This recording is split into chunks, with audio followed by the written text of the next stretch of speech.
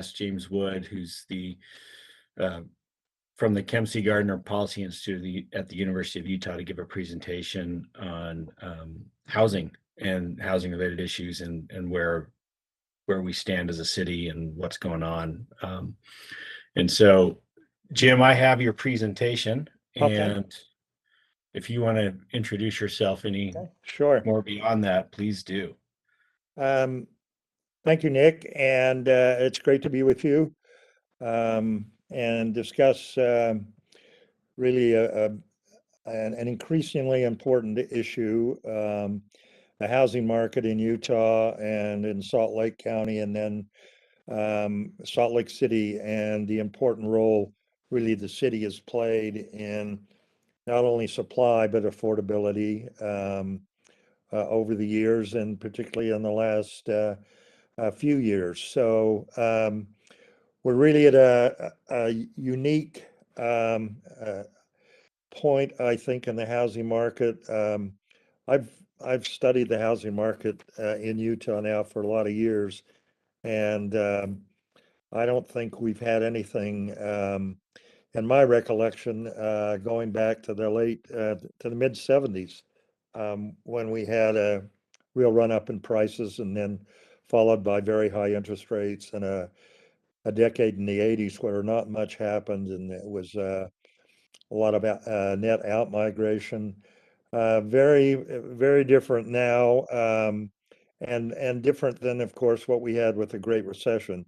What the housing market has experienced in the last 15 years with the Great Recession, and then the absolute paradox of record housing construction, sales, price increases during a pandemic is really sometimes hard to get your arms around. It's 2 years ago at this time, 23 months ago, I guess, or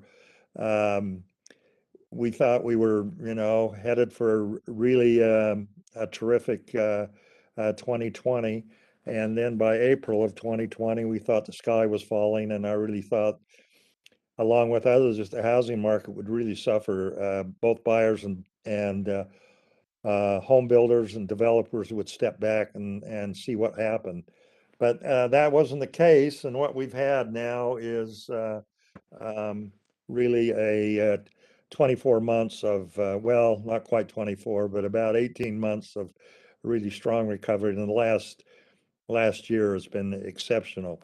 So if we can go to the first slide, Nick, and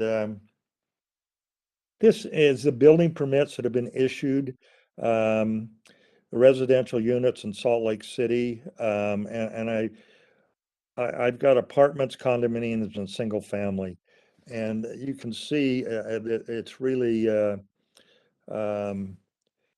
the difference, to see this difference in the production of units and the role that the city has played.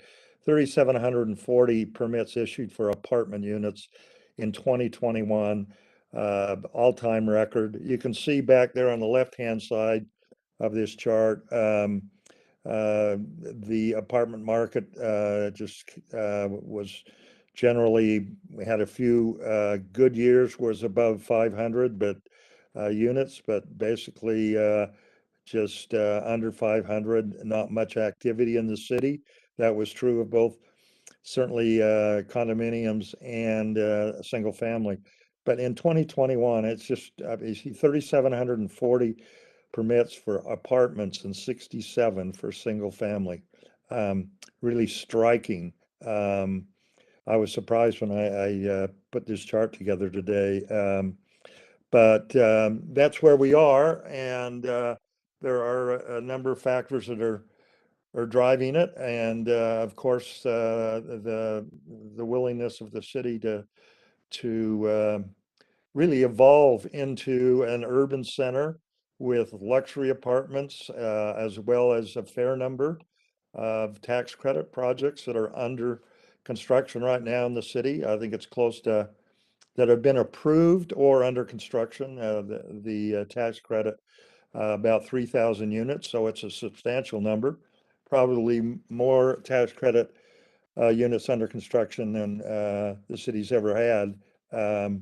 So that's good. Those are affordable units. Many of them are at about 60% AMI, but that and of course it makes perfect sense that we're having this sort of um, a boom in the city because of its transportation network, healthcare network, job network, and the amenities that are offered, the cultural amenities, community amenities.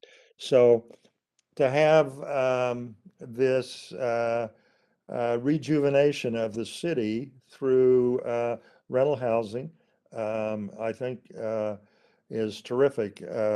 We had this morning, we had a what we call our Newsmaker Breakfast, which we have once a month here at the Gardner Policy Institute.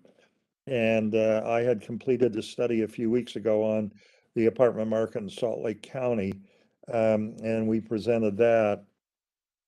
We had a panelist with Dan Lofgren from Cowboy Partners and Mark Jensen from Colliers. Mark specializes in um, he's a broker, so he specializes in buying and selling apartments.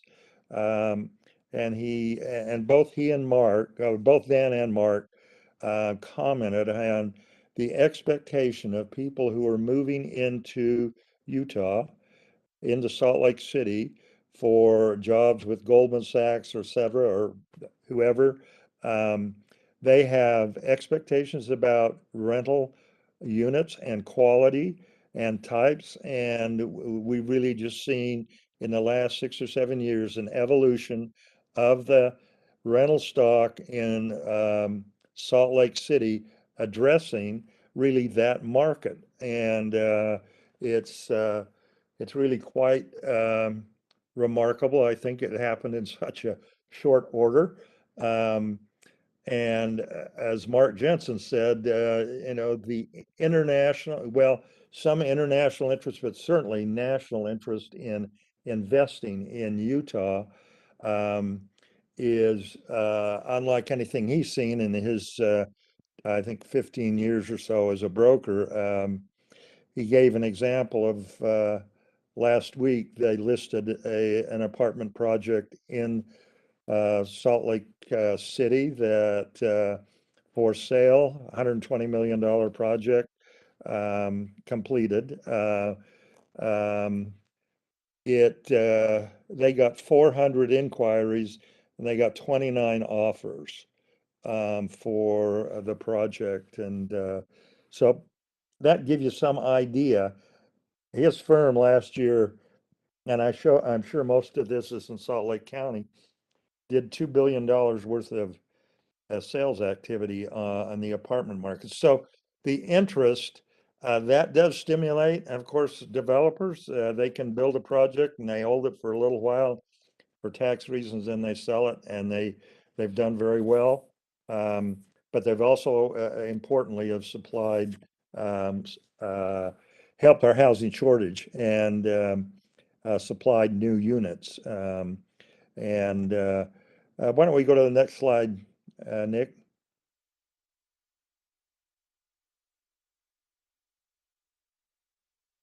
This just shows the county. Um, and on that last slide, you could see that, well, in the county here, what you can see is we had countywide 6672, 6,672 permits issued for apartment units. And that's more than we had for resident, or more than half of what we had for residential. So we're getting more apartments now in the county, but not anywhere near the disproportion that we see in the city. But uh, that's quite unusual, and that's a phenomenon really um, coming out of 2014, the recession, when this boom really started. Um, Recovery started in the second quarter of 2012, but the apartment boom started in 2014. And we've had several years in the county where rental units are exceeding single family and condominium units. So next. This just shows you, this again is Salt Lake County, and you can see the last 3 years, and then there's a few years prior to that where more than half of new residential construction are apartment units. Next. From 2010 to 2021, again, Salt Lake City, this is the comparison of what you have contributed. Almost half of all of the apartment units in that 10-year span, and most of those would be, well, I think, as I remember, over 90% are from 2014 to the present. So, it's again, for the reason I said earlier, it makes perfect sense. We did a study a few years ago, a 3-year study actually with HUD, and one of the goals that they wanted for counties and markets, housing markets, was they wanted it to look have a better distribution in throughout a county of affordable units. And we would meet with several other cities, metro areas. It was a grant program we had that went for 3 years, and there were 40 other cities that were or metro areas that were selected, and they got real pushback on that for the very reasons that I just mentioned. First of all, people want to live where they like.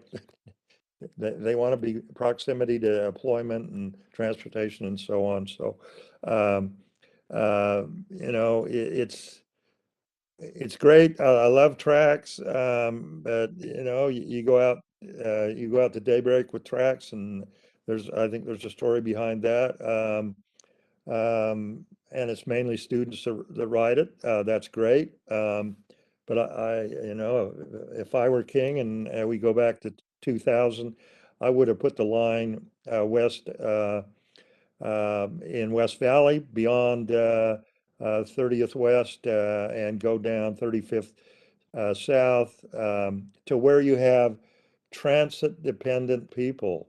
And the same, I would have gone over to Taylorsville. If you look at the distribution of housing vouchers in Salt Lake County, you see clusters in Taylorsville and west side of West Valley. And I would guess a lot of those households are transit dependent on public transportation. And they did put a rapid bus line down 35th, which is great. But that was long ago, watered downstream now. But it's the transportation system to coordinate that with not just ridership. And years ago, I think they've changed. Andrew's done a good job, Andrew Gruber there. But what they wanted to do, they were incentivized to get people out of their cars, and they didn't go down to the next level. Well, who's transit dependent? And anyway, so because of that, really though, it's Salt Lake City. I think with the transportation system, it's terrific with these what's happened in the city. Next. This is a pipeline of units under construction and proposed. Right now in Salt Lake County, we have almost 10,000 units under construction. And, there's, uh, it's really, and these numbers came, uh, from the fall, and I did get a list of, well, I cobbled together a list from a number of sources of projects that are under construction now in Salt Lake County. And I just took the ones in Salt Lake City, and uh, I I went around and visited a few days ago 41 different sites, apartment sites, to see if they were really under construction. I had the list developed, and it came to a very big number, a number of about 8,000, um, uh, which is considerably more than I show here for the city. So I thought, well, I just want to make sure there's all this construction going on. And I drove around and I visited 41 different sites. And in fact, I tallied that up, and it was about 8,000 units are under construction now in Salt Lake City. Salt Lake City has a housing inventory of about 50,000. So that's a fair increase in the inventory. It's a significant increase in the inventory over a fairly short period of time, and a high percentage of those units are in the downtown area or in the periphery. Um, I also surveyed 24 different projects, and this was in the last 4 or 5 days. 24 different projects in Salt Lake City, and these are all newer projects, various sizes, but all in the city and primarily downtown and periphery again, because that's where the development has been. Um, and those 24 projects had 4,000 units, just under 4,000 units. There were 43 vacant units out of 4,000. Now, the question I ask when I survey a project, I'll call and first get the rental rates. And then I'll ask them, if I came in today to rent a studio apartment, how many units do you have that are available for immediate occupancy? Now, I've done this for 20 years for Cushman Wakefield. Um, and I've never had the sort of response that I've got this last year. And I used the same format a couple of days ago when I did 24 projects. And typically what happens is, so there's a 1% vacant, it's just turnover, it's 1% vacancy. But if you go in as a potential renter and you want to rent a unit, the way it is now, they invite you to come in, you fill out the forms, the documentation. They do the background check and credit check, and then uh, they'll say, okay, you're on the waiting list. A unit is available in 30 days, sometimes 60 days, depending on how they take notices, the apartment project. So it's the days of going in and choosing an apartment and moving in on the weekend are gone right now. Uh, and so uh, that is such an indicator of where we are in the housing shortage. There's so much stress right now in the apartment market. Excuse me, um, I'm on a call. Um, and it, but as we'll talk about here in a minute, we're getting a lot of under construction projects, and we've got a lot of proposed projects, which is, it's been encouraged by the market conditions. And you can see there, the proposed, I've got about 9,000, and I'm looking here in this study that we did, that we released today, really at a 3-year window. If you looked at all of the projects that have been discussed, you'd have probably double this. But many of those, they take years, they fall off because of financing or because of opposition, local opposition to the project.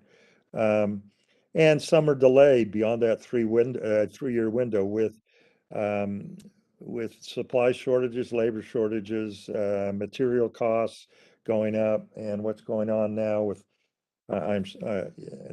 Ukraine.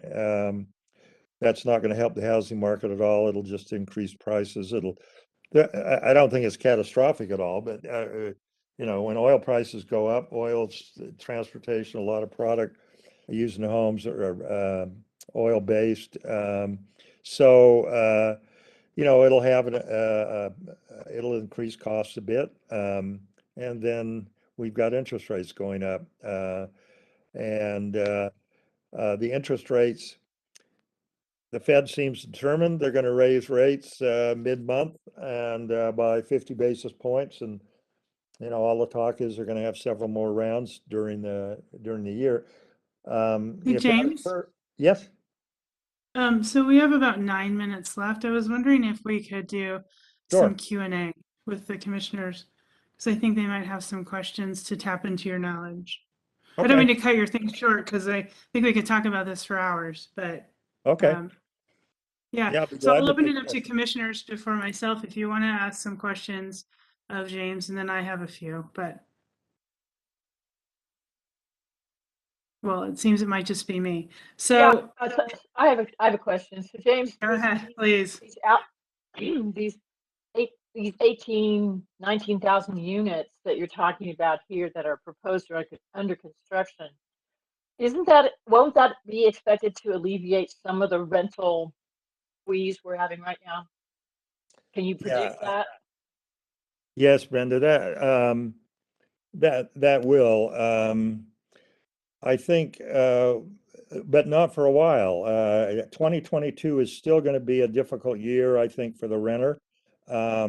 Rental rates went up over double digit last year in Salt Lake County, and I expect that they will do that again in 2022.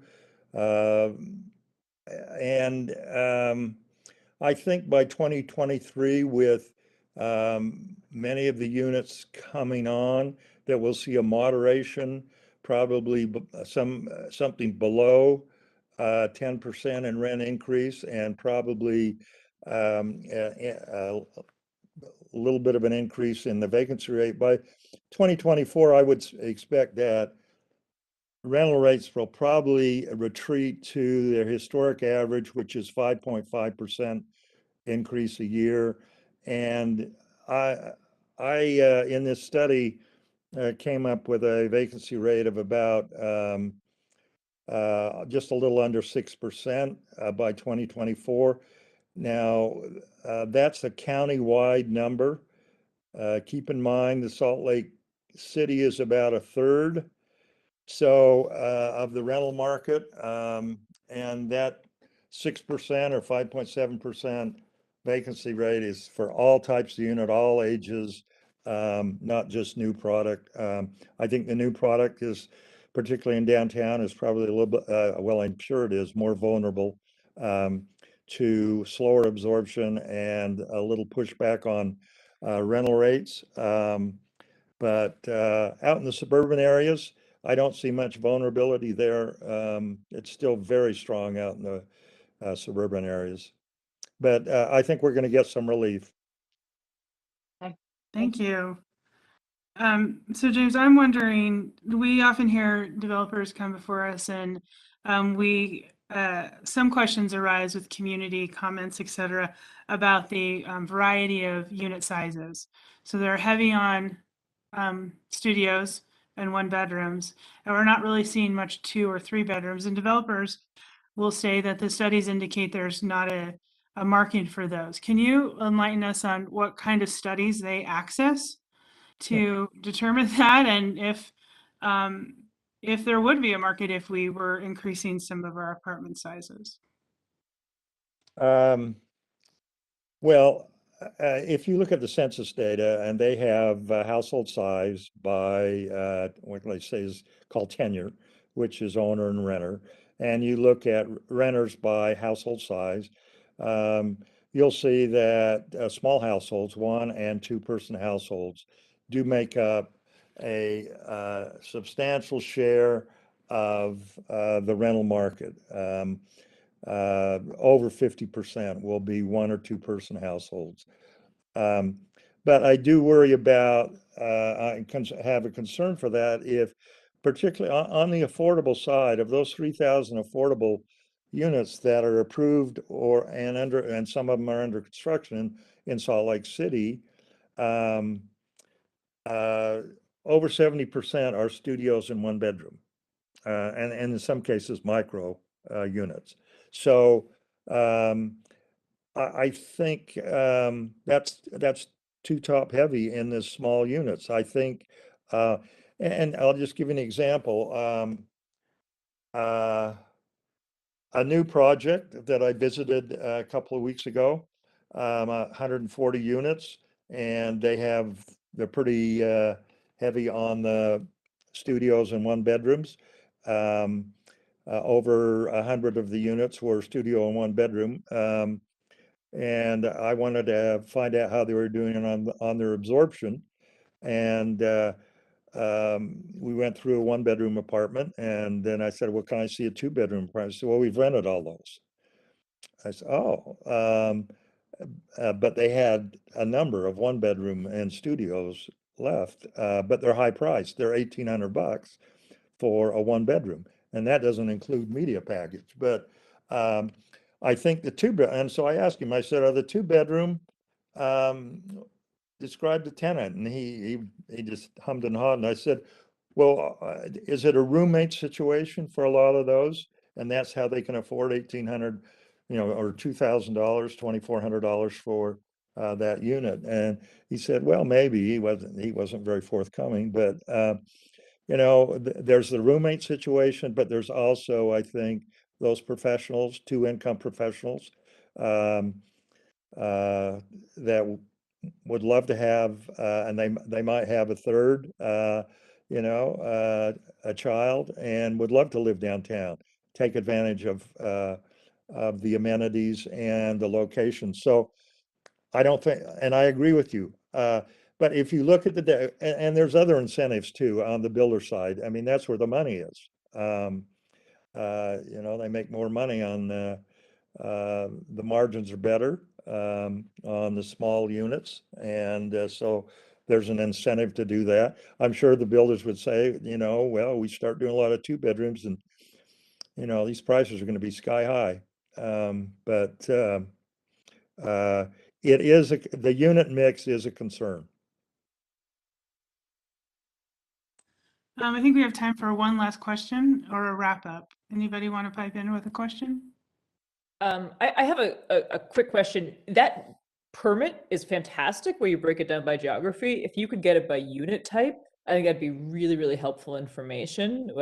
That'd be really nice to just have that information in terms of what's in the pipeline by unit mix.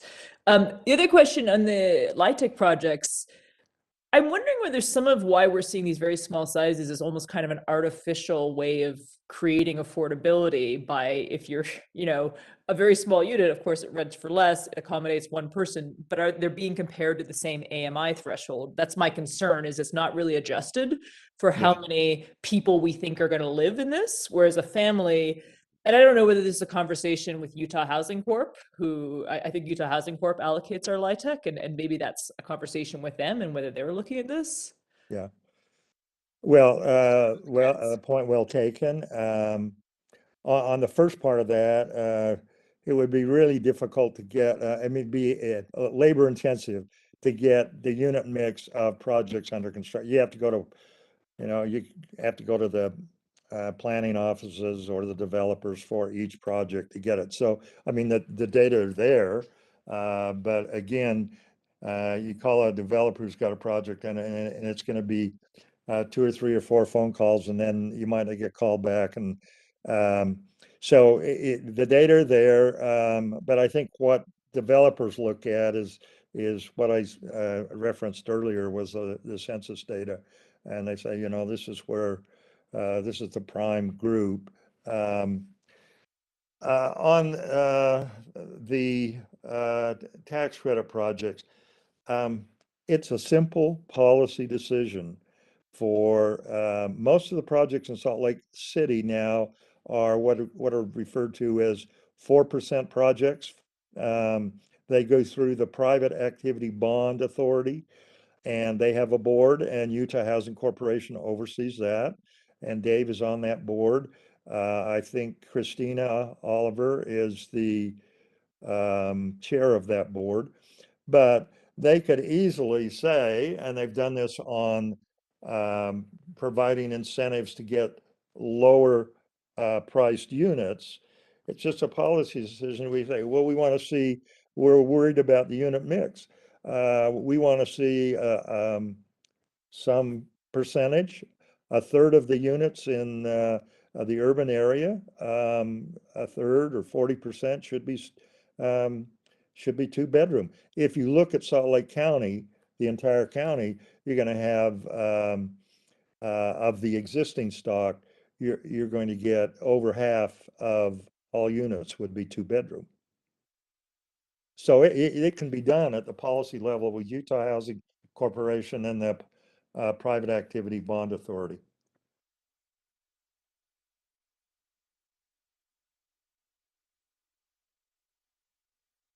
So, You're muted. Oh, Chair Barry, you are muted. Thank you. Sorry. I just wanted to say thank you. I want to talk with Nick about possibly doing some follow-ups with you, because I think we have a lot of questions and a lot to learn, and a lot of myths that I hope we can dispel with actual data and good conversation. We just have a really long agenda, so. okay. Well, I appreciate that. I do have a request from Allison Rowland on those questions that were asked on that. What percent of the tax credit units in Salt Lake County are in Salt Lake City, and also the household size? And I've promised her to get some information. So I just haven't done that yet. Yeah, I definitely will talk to Nick, and we'll work on maybe having you come back for a few more times, because we have a lot. There's a lot going on, and there's just a lot. This is a really complex issue, but one that is really important. So I hate to stop you and like cut you short, because I think we could No talk. problem. But I appreciate you coming tonight, and we are going to move on with our agenda. So first we have the report of the chair and the vice chair, and I don't have anything. Maureen, do you? No, I don't have anything. Okay, I would just ask Kelsey, can you check and see if the attendee's call-in user is Andreas? Yes. There are a couple call-in users. Call-in user 4, is this Andreas? Hello, is this me? Hi, Andreas. Okay, I'll leave you Hey. unmuted. Andreas. Ooh, Thank Okay, you. thank you. good First guess. try. Yeah, Hey, very thank good. you. Thank you. Welcome, Andreas. Report of the director. Yeah, we do have a couple things to bring up this evening. Thank you. So next meeting, which would be March 23rd, is likely to be in person, and we want to gather the comfort of the commission of attending in person. Tonight, or from like, we can email you. You can email us. That's perfectly fine. Email by tomorrow, everyone. Think about it. Email, who do you want them to email? Could email Aubrey. Okay, please email Aubrey by tomorrow your comfort level of meeting in person in the next meeting, which would be in 2 weeks. Okay. Thank you. And then Nick has a couple of council items to discuss with the Planning Commission. Yeah, just real quick, following up on that, if you can email Aubrey by noon tomorrow, that way we can get the agenda finalized and out by the end of the day. So we wanted to give you an update on some of the decisions that the council has made recently. And I can't remember if we did this with the last meeting, but the council has approved a couple of zoning amendments that came before the Planning Commission in 2021. First was the Sugar House Fire Station, old Sugar House Fire Station property. That was approved by the council. They also approved a couple of smaller zoning amendments. One was on, I think, Indiana Avenue and about 1500 West. It was just going from one single family zone to another, and a couple other smaller things like that. And then yesterday, they had a pretty good discussion about the Homeless Resource Center petition that you saw in January. That has a public hearing scheduled for the 22nd of this month, and they may make a decision after that public hearing, or they may not. So we'll see what they say. One of the things that was discussed was if there is a way that they could adopt a second ordinance at the same time that would essentially, and this is getting at one of the concerns the Planning Commission had, that would essentially automatically put those uses back in the land use tables if something hasn't been adopted within, say, 6 months or something like that. And we did tell them that we thought that was in their purview of that application and process to do that. And so that's something that they're going to consider. They did talk a lot about the next steps with that, just like the Planning Commission, we discussed back in January and what that looks like and what that means. But to give you an update on where we are with that, we have a couple of internal meetings set up where the point of those meetings really is to understand for us in planning, because we're somewhat removed from the services that are provided to our residents that are experiencing homelessness and to the homeless resource centers. But for us to understand what those issues and concerns that the providers or the city departments and services are experiencing, we plan on doing a similar conversation with the service providers and with the people who either live or own property or work nearby those resource centers, so that we can get a full understanding, and then we'll start drafting that. We do hope that we are back to the Planning Commission in June with that proposal. So hopefully it's not too far down the road. The other thing that they asked for was a briefing on ADUs that stemmed from your action to initiate a petition to make ADUs permitted uses and update those regulations. And first, the city council is definitely supportive of that process that you initiated. So we think that we had a really good discussion on what they would like to see, what we anticipate as far as concerns that are raised, what kind of engagement and the length of that engagement. I think everyone's in the same opinion that we don't really want to drag something out. And the goal is to make changes to the code, not eliminate ADUs from the code. So we'll be working on that. We'll have Chair Barry, we're going to be sending you like an official thing to sign to recognize that. And we'll keep the Planning Commission briefed as that progresses, including once we have a draft, we will probably present that draft to you to make sure it's going down the road that you envisioned. And if there's anything else you want to see as we go through that. So that was it for my updates. If there's any questions, I'm happy to answer them. Any questions for Nick? Okay, thank you, Nick. I appreciate that update. All right, let's move on to our public hearing agenda portion of the public hearing portion of our agenda. This is not boding well that I already have lost my English language, but we'll do our best. The first up is the France ADU conditional use at approximately 299 East Oak Forest Road. This will be case number PLN PCM 2021-01180. And the planner for this is Caitlin. Hi, can you hear me? Yes, Caitlin, we can. Okay, it's Katie Lynn actually, but it's a very common misread, so no worries. Thank you for the correction. That's okay. All right. Share my screen.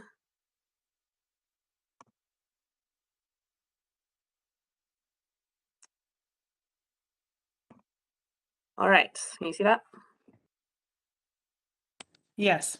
Okay, so this is for an accessory dwelling unit conditional use at 299 East Oak Forest Road.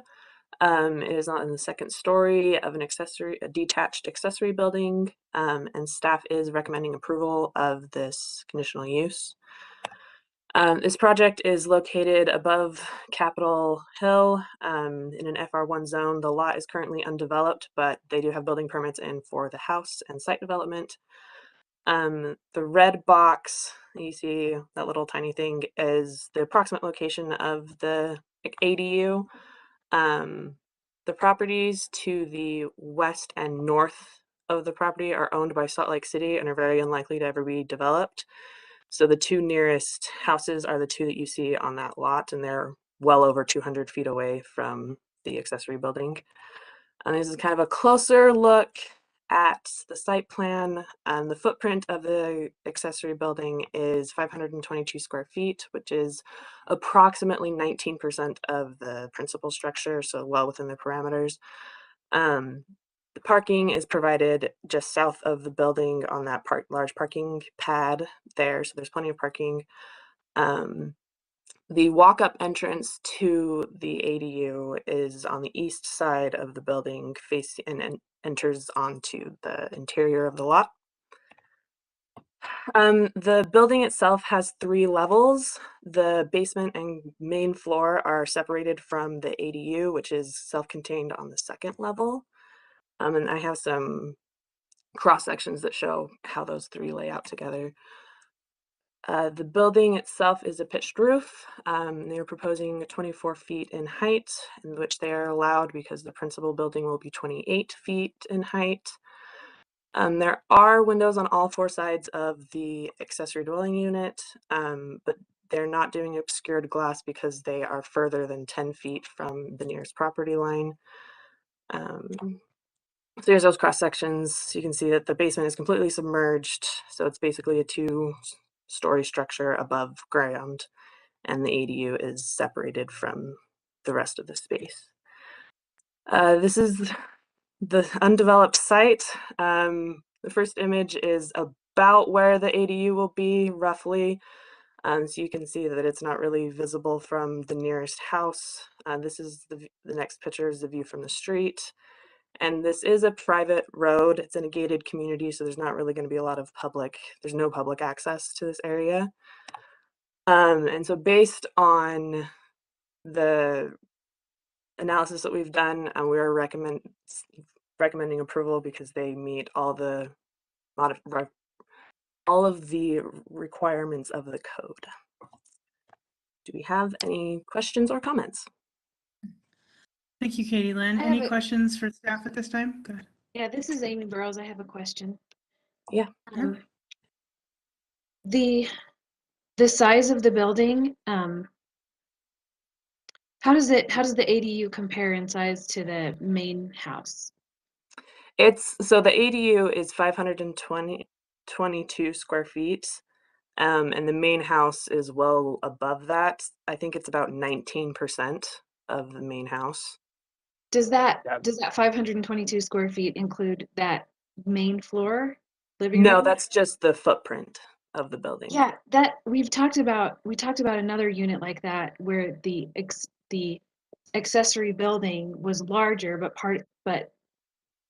part of that size wasn't included in the ADU, but it still affects the mass of the building. So I wonder how the rule for ADU, how that, if you only have to count the living space that might be rented out or is accessible by the separate entrance in the size of the ADU compared to the home. Because it's a larger building than it would have been, right?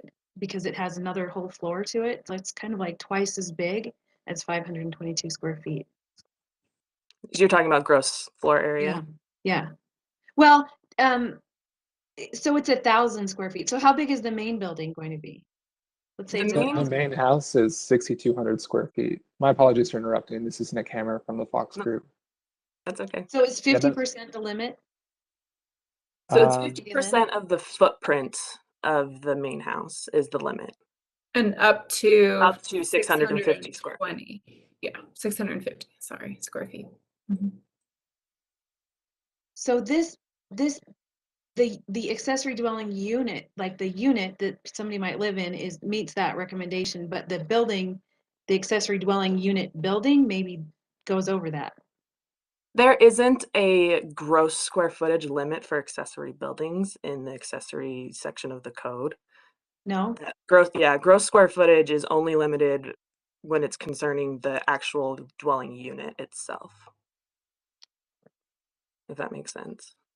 That makes sense. I wonder if that's helpful, because someone could build then a huge accessory building and rent a small part of it, or you know what I mean? Like that as an accessory There are- dwelling. But so Yeah, there maybe are that's still covered by limitations like on the the- lot coverage. Katie Right. Lynn, There maybe are that. still limitations from what I Well, understand on the hold actual on, accessory Mr. structure. Hammer, hold on. Oh, I apologize. No, you're fine, but I'm gonna let you have your time. And then Okay, we can ask sorry. questions of you after. I don't want to mix the two. So if you just want to hang on. And if Katie Lynn feels like this is a better question for an applicant, you should always feel free to let us know that as well. Yeah, I will. There is a maximum limit of the size of the footprint of an accessory building is 720 square feet. So regardless of the size of the house or the size of the lot, an accessory building cannot exceed 720 square feet in So this one is footprint. within that. So yeah, so this is within that. It's kind of a mixed use accessory dwelling unit. That's a good way of putting it, yeah. All right, thank you. Yep. Thanks, Amy. Okay, next up is the applicant, who is Nick Hammer, and you can take your time to make a presentation and make any statements you wish, and then I'll open it up to commissioners if they have any questions for you. But go ahead, Mr. Hammer. Excellent, thank you. Can you all see my screen? Yes, we can. Excellent. Well, and I want to keep this short. Again, this is just in North Cove Estates, up behind the Capitol. All of those are single-family homes. Most of them are well over 10,000 square feet. The main house that we're suggesting is around 6,200 square feet. And again, the accessory structure is quite a bit smaller than that, with just what essentially equates to a live-in nanny suite kind of above the storage on the main. And the house, just due to the difficulty of the site, you can kind of see it back on Katie Lynn's report, that the house is in the bottom or the southwest corner of that 2-acre lot, simply due to the topography. It's extreme. And part of that, our process in getting the home approved was approving these retaining walls at the back of the backyard. Those all went through a special exception permit and have been approved as designed. So again, the cottage itself, just due to the topography and the way that it currently cuts through the site, very little of it, I mean, it's less than the top half will be above where the existing topography is. So its impact around the neighborhood and other homes in the area will be very minimal as far as we can tell. We intend to keep all, of course, all the scrub oak that we can all around the backside. I mean, most of this is a retention basin owned by Salt Lake County. There's a smaller one up above the home itself, and this is a dirt trail that kind of leads up to that top one. And again, tons of scrub oak that we will be keeping as much as we can that isn't affected by the driveway and the main home. And the actual cottage on top, the living quarters, are laid out in a studio apartment style with a bathroom and a kitchenette and a small laundry above the stairs that lead up, almost like a walk up. And then on the main level, it's just a storage for lawn furniture and things of that nature. And then in the basement, there is a mechanical for the actual cottage unit. And again, we kept everything under 24 feet for the pitched roof, and kept it within the same sort of vernacular and style that the main home is, which is English Tudor, which was the choice of the residents. So, if there's any questions, I'd be happy to answer. Thank you, Mr. Hammer. Does any questions from commissioners? Hi, Nick. It's Brenda. Hi. Hey, Brenda. So, so in your drawings, it looks like that the main level of the cottage is actually a part of this unit. It was previously, but we were made aware of the fact that would put us over any square footage limitations. We have an access door, but we know that can't be a part of how that cottage functions as an individual unit. This is something that would be locked or be separate, and would only be able to be functioning as storage. But we're talking about a door that actually leads into this from the stairs, right? I mean, there was, it looks like there's an opening there now, and perhaps there could be a door there, but perhaps not. And even if you put a lockout there, I mean, it's already labeled as a living room. I am, you know, suspicious that the owner will turn around and use the entire thing as an ADU. I see. And I don't know that there's anything else for us how we would stop that other than to stop it right now. So that's my question. Should we then remove the door? Is that your probably the best? At the very least, we remove the door. Sure. But I think that we also would be better off to make a design that makes it fairly impossible for that to happen, for there to be any way that they can do that. In other words, that would move the stairs such that they do not, there's no landing that would open onto the living room. You know what I'm talking about. Of course. Yeah, completely remove and separate it. All right. Yeah, I'm in full support of doing that for sure. Thank you. Okay, any other questions for the applicant? Okay, Mr. Hammer, if you'll hang tight, I'll open the public comment period.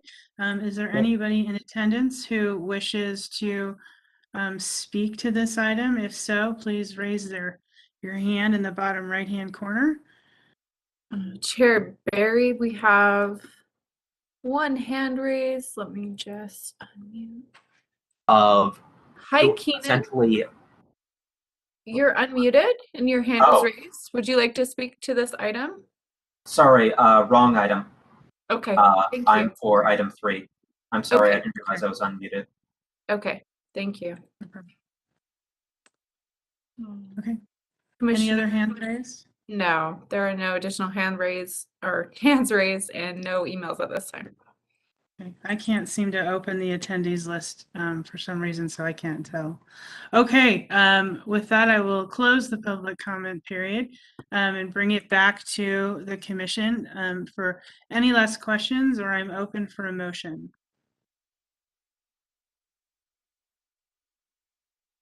I'd like to make a motion. Go ahead, Mike. Based on the analysis and findings in the staff report, the information presented, and the input received during the public hearing, I move that the Planning Commission approve the conditional use for the ADU petition PLN PCM 2021-01180. I'd like to make a friendly amendment to that, please. I need to have it seconded first, and then we can do the Okay. friendly amendment. I'll second. Okay, Maureen seconds. All right, Brenda, go ahead.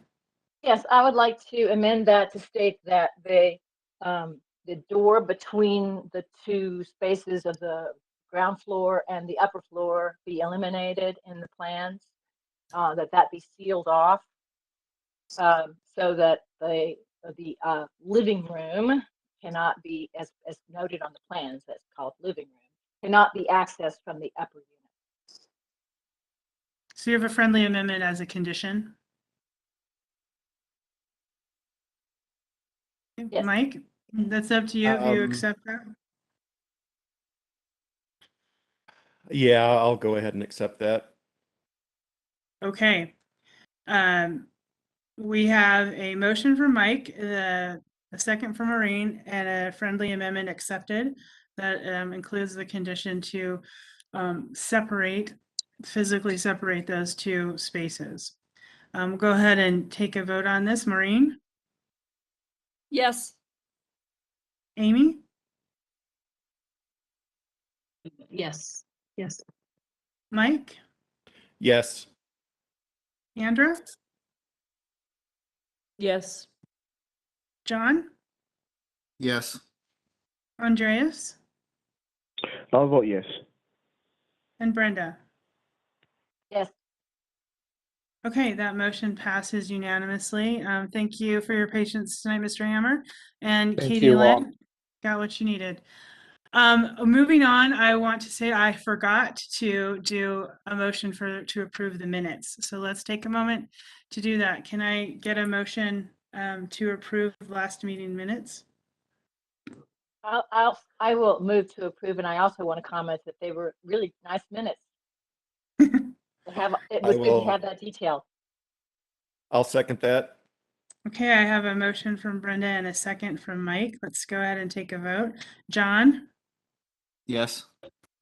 Brenda? Yes. Maureen? Yes. Andreas? I'll vote yes. Mike? Yes. Amy?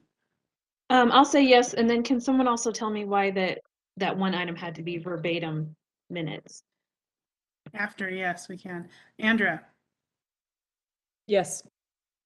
Okay, that motion passes unanimously. Kelsey, do you have an answer to that question of why that section of the minutes were transcribed verbatim? Just an anticipation of grammar requests and for a clear record for the city council's briefing. So Fair enough. Thank you. you're welcome. Okay, let's move on to the next item in the public hearing, the Marmalade condos, plan development at approximately 2030 West, 300 North. This is case number PLN PCM 2021-00927. The planner tonight is Nan, and it's all yours, Nan. Thank you, Chair. So Salt Lake City's, we've received a request for a plan development from Ralph Nagasawa with MJSA Architects, who's representing the property owner. The plan development request would allow 12 additional dwelling units on the site within 3 new structures.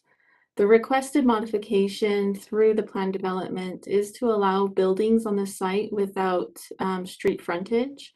The subject site is located on 2 existing parcels at 226 and 230 West, 300 North, and is within the Capitol Hill Local Historic District. During staff's review, it was found that the proposed Marmalade Condos plan development request meets the applicable standards of review, and we are therefore recommending that the Planning Commission approve the request. The permitted number of units on the site is 16 residential units in the RMF 35 district. The historic structures on the site currently house 4 residential units. the proposed Marmalade condo project will provide an additional 12 units within the townhouse and duplex housing types. During staff's review, we found that the Marmalade project is well within the underlying zoning district standards in regards to building height, where the maximum allowed building height is 35 feet in this district, and the proposal will have a building height of approximately 29 feet. The proposed building height matches the existing historic building that's currently on the site. The project also meets the building coverage allowances. The allowed is 60% of building coverage, and the proposed Marmalade condos project's building coverage is approximately 37%. And the plan development objective that the project is meeting is historic preservation through preservation of historically significant landscapes that contribute to the local historic character of the city. The townhouse structure is proposed to be an 8-plex row house that's proposed to be 3 stories. The first floor of the townhouse structure will have a 2-car garage that faces the access drive to the east of the structure and includes an awning patio that faces the west. A single-car garage door will also will allow for a studio type area that faces the west, which fronts along a commercial parking area.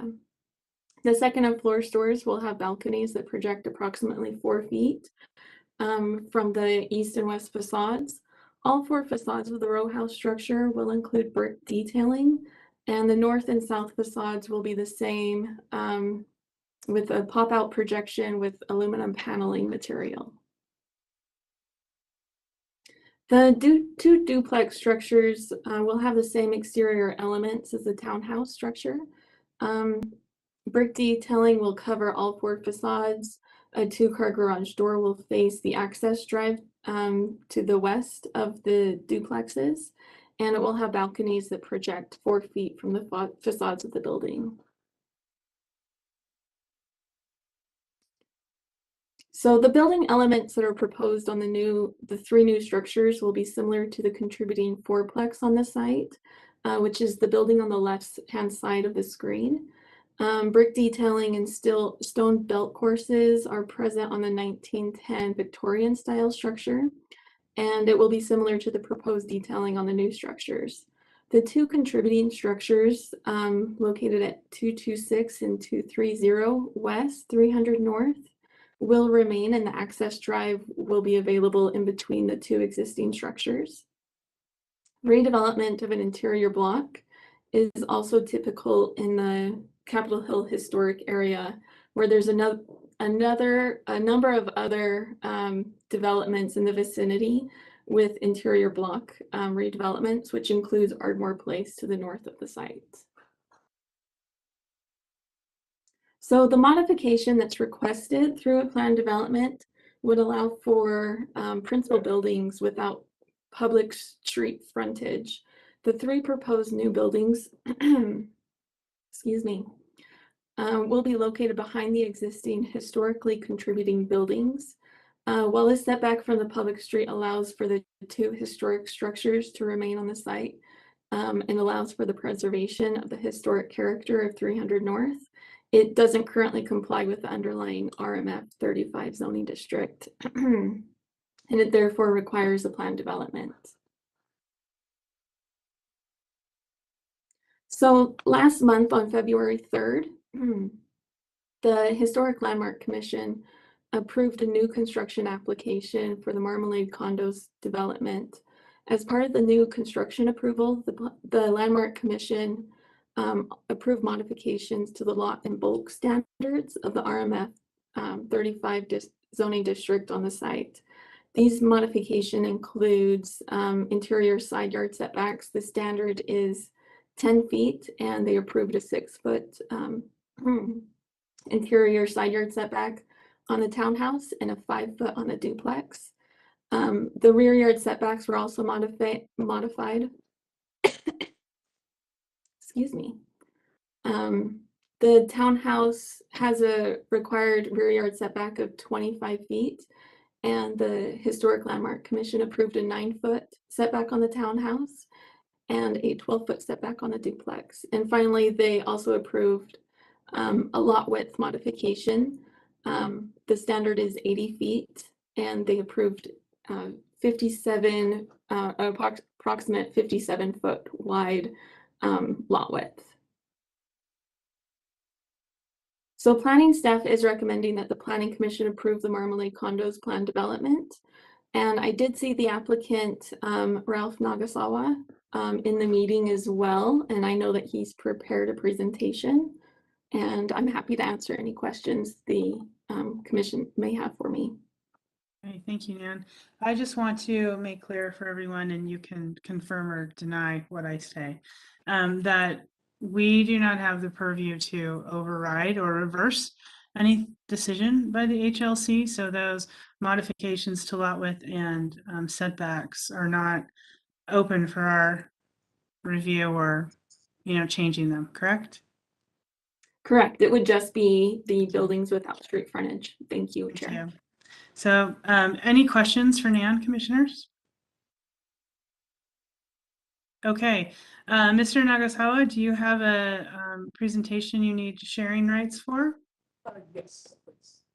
Okay, let's go ahead and work on getting you that. And you will have 10 minutes for your presentation. Feel free not to take that full time, but it is yours to do what you want with.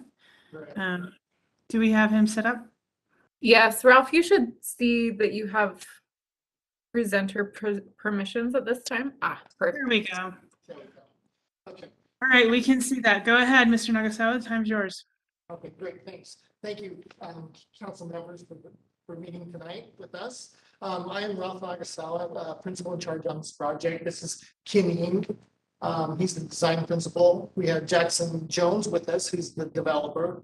With him is Chase Dixon. He's on the development team. Then we have Joanne Hanson on the end. She's from our office. She's driving the show here. So I just wanted to, Lynette she did a great job of introducing everything and about this project, where we are. I just wanted to just get into saying, we really think this is a wonderful project for this infill of these sites, these abandoned mid-block sites. And from that, I think Ken Ing will get through, he'll talk about the design stages. So basically, we are in a local historical district, and the project is also recognized on the national, the district is also recognized on the national level. The second thing is we fall within the Capitol Hill Master Plan District, and as far as we're concerned, we have followed the guidelines of all of those. The inspiration for this project is really that the quaint English row houses that you see before you. Then our objective, let's go to the next. Our objective is really to preserve the two historical structure that you see in that second picture on the top. And the whole idea is to, and those two historical building literally frames the country lane, if you will, that take us into the project, as you can see on the left right there. Then let's go to that site plan, the next one, the other one where we talked about. And what you see in yellow, that is the pedestrian traffic that takes you from the street front into the project. And the red dots really indicates where the driveway or alleyway, if you will, that takes you into the project. Let's go back to the next rendering. As you can see from the rendering, we are trying to be as consistent as we possibly can and drew inspiration from that existing historical building to the left on that second picture. And then from that, we are kind of taking the building and adding some interest and some whimsical elements to it. And basically, that's what you have. And that picture, top picture on the left, is what you would see as you drive into the project. And come back out a little bit, and let's go to the next shot, which is that bottom left. And this is what you would see as you approach to the center of the project, and you see the two simple row house building on it. Let's back up for a second. And from that top left shot, top right, I mean, so you're seeing this is the pedestrian entrance to the units. And what we have is we have these overhead doors instead of, they're not garage doors, but they're overhead doors. The idea is that when you open them, you're connected with the community that are your neighbors in this case. And the goal is to have a very somewhat robust English garden type planting around it. And that basically is what we're trying to achieve there. And because of that, trying to preserve the two buildings in the front, trying to preserve the historical nature of it, that's why we kind of separate out the building. That's it. Okay, thank you. Commissioners, any questions for the applicant at this time? No? Okay, if you would all hold tight, I will open the public comment period, and if anything is raised during that, I'll bring it back to you to give you a chance to address it. All right, I will open the public comment period. If you wish to speak on this item, please raise your hand in the lower right-hand portion of your screen. And, oh no, I can. I see one hand raised. Oh, I see a few hand raised. When you're called on to speak, if you would state your name for the record, and then you will have 2 minutes to give your comments. This is not a back and forth Q&A, so if you have questions, feel free to ask them. I will write them down, but we won't stop your 2 minutes in order to get them answered. We'll do that after I close the public comment period, but during your 2 minutes, you can make any comments you wish. Kelsey, if you want to. Yeah, I'll jump into it. Thank you, Chair Barry. All right, the first speaker is David. See your hand up. Okay, I'm trying to unmute you. Just one moment. Okay, there you go. You're unmuted. Hey there, this is David. I'm a homeowner in the neighborhood. Actually, my property actually backs up to this development. I just want to share, I'm really excited about it. I think it would be really good for our neighborhood or community. We're just really excited that someone is actually coming in and, honoring the historical presence of the neighborhood. I think if you've seen some of the apartments or even some of the other developments in the area, they've kind of gone for very contemporary, somewhat, modern look, which I don't think is great for the neighborhood. But the fact that that they are doing a historical kind of, brick, it just makes me really excited for it. So I just want to share that I'm excited about it. I'm excited to potentially look out at it. So yeah, just really, really excited about that property. Thank you, David. Appreciate that. All right, thank you, David. Next speaker is Jen Colby. You are unmuted. Yeah, hello. Jen Colby, District 4. I just want to make a couple of comments. I really appreciate that they're preserving the historic houses in the front. We need much more of that. We need to preserve every naturally occurring affordable house in the city at all costs. I'm a little concerned, and I guess I would also say this is the kind of project we would have hoped for on Bueno, but that is water under the bridge, and we'll talk about that later. But in terms of the detailing, I appreciate the picture of those cottages. I first said, oh, that's going to be such an awesome historic infill. But then I look at the actual drawings and I disagree a little bit with the previous caller. This is just another generic box building with very little detailing, like those inspirational English cottages. I look at YouTube videos of new developments in the Netherlands. I look at my hometown. There are details that can be added to this building that would make it much more compatible. And I just do not understand why all we're getting in Salt Lake is the same look that really doesn't fit and isn't compatible infill, in my opinion. We have some examples of really good infill, but I would just ask that they consider adding the kind of detailing to the exterior of the building that actually fits the neighborhood. Also, cars destroy cities, but there are cars everywhere. And I'm sad that we have to have ground level garages, but until the city actually is not car centric, which is a long, long way away, unfortunately, we have to put up with that. So that's my comments. Thank you very much. Thank you. Thank you, Jen. Okay, Jonathan Lee, you are unmuted. Okay. Hi. Yeah, I'm directly behind on Ardmore Place of the eightplex that they're facing, and I think in the Historic Landmark Commission meeting, the plan changed. So whatever I was commenting on that meeting, the whole plan got swapped around. But basically, my concern is, yeah, like the previous owner, it's just a block building, and if you put some wood siding, it almost looked like a 1970 station wagon. But if you look at the site plan, my concern is they had the zoning variance changed. I understand the need for high density housing in Salt Lake City, but they moved the zoning from the 25 feet to 10 feet with the 4 feet balcony overhang.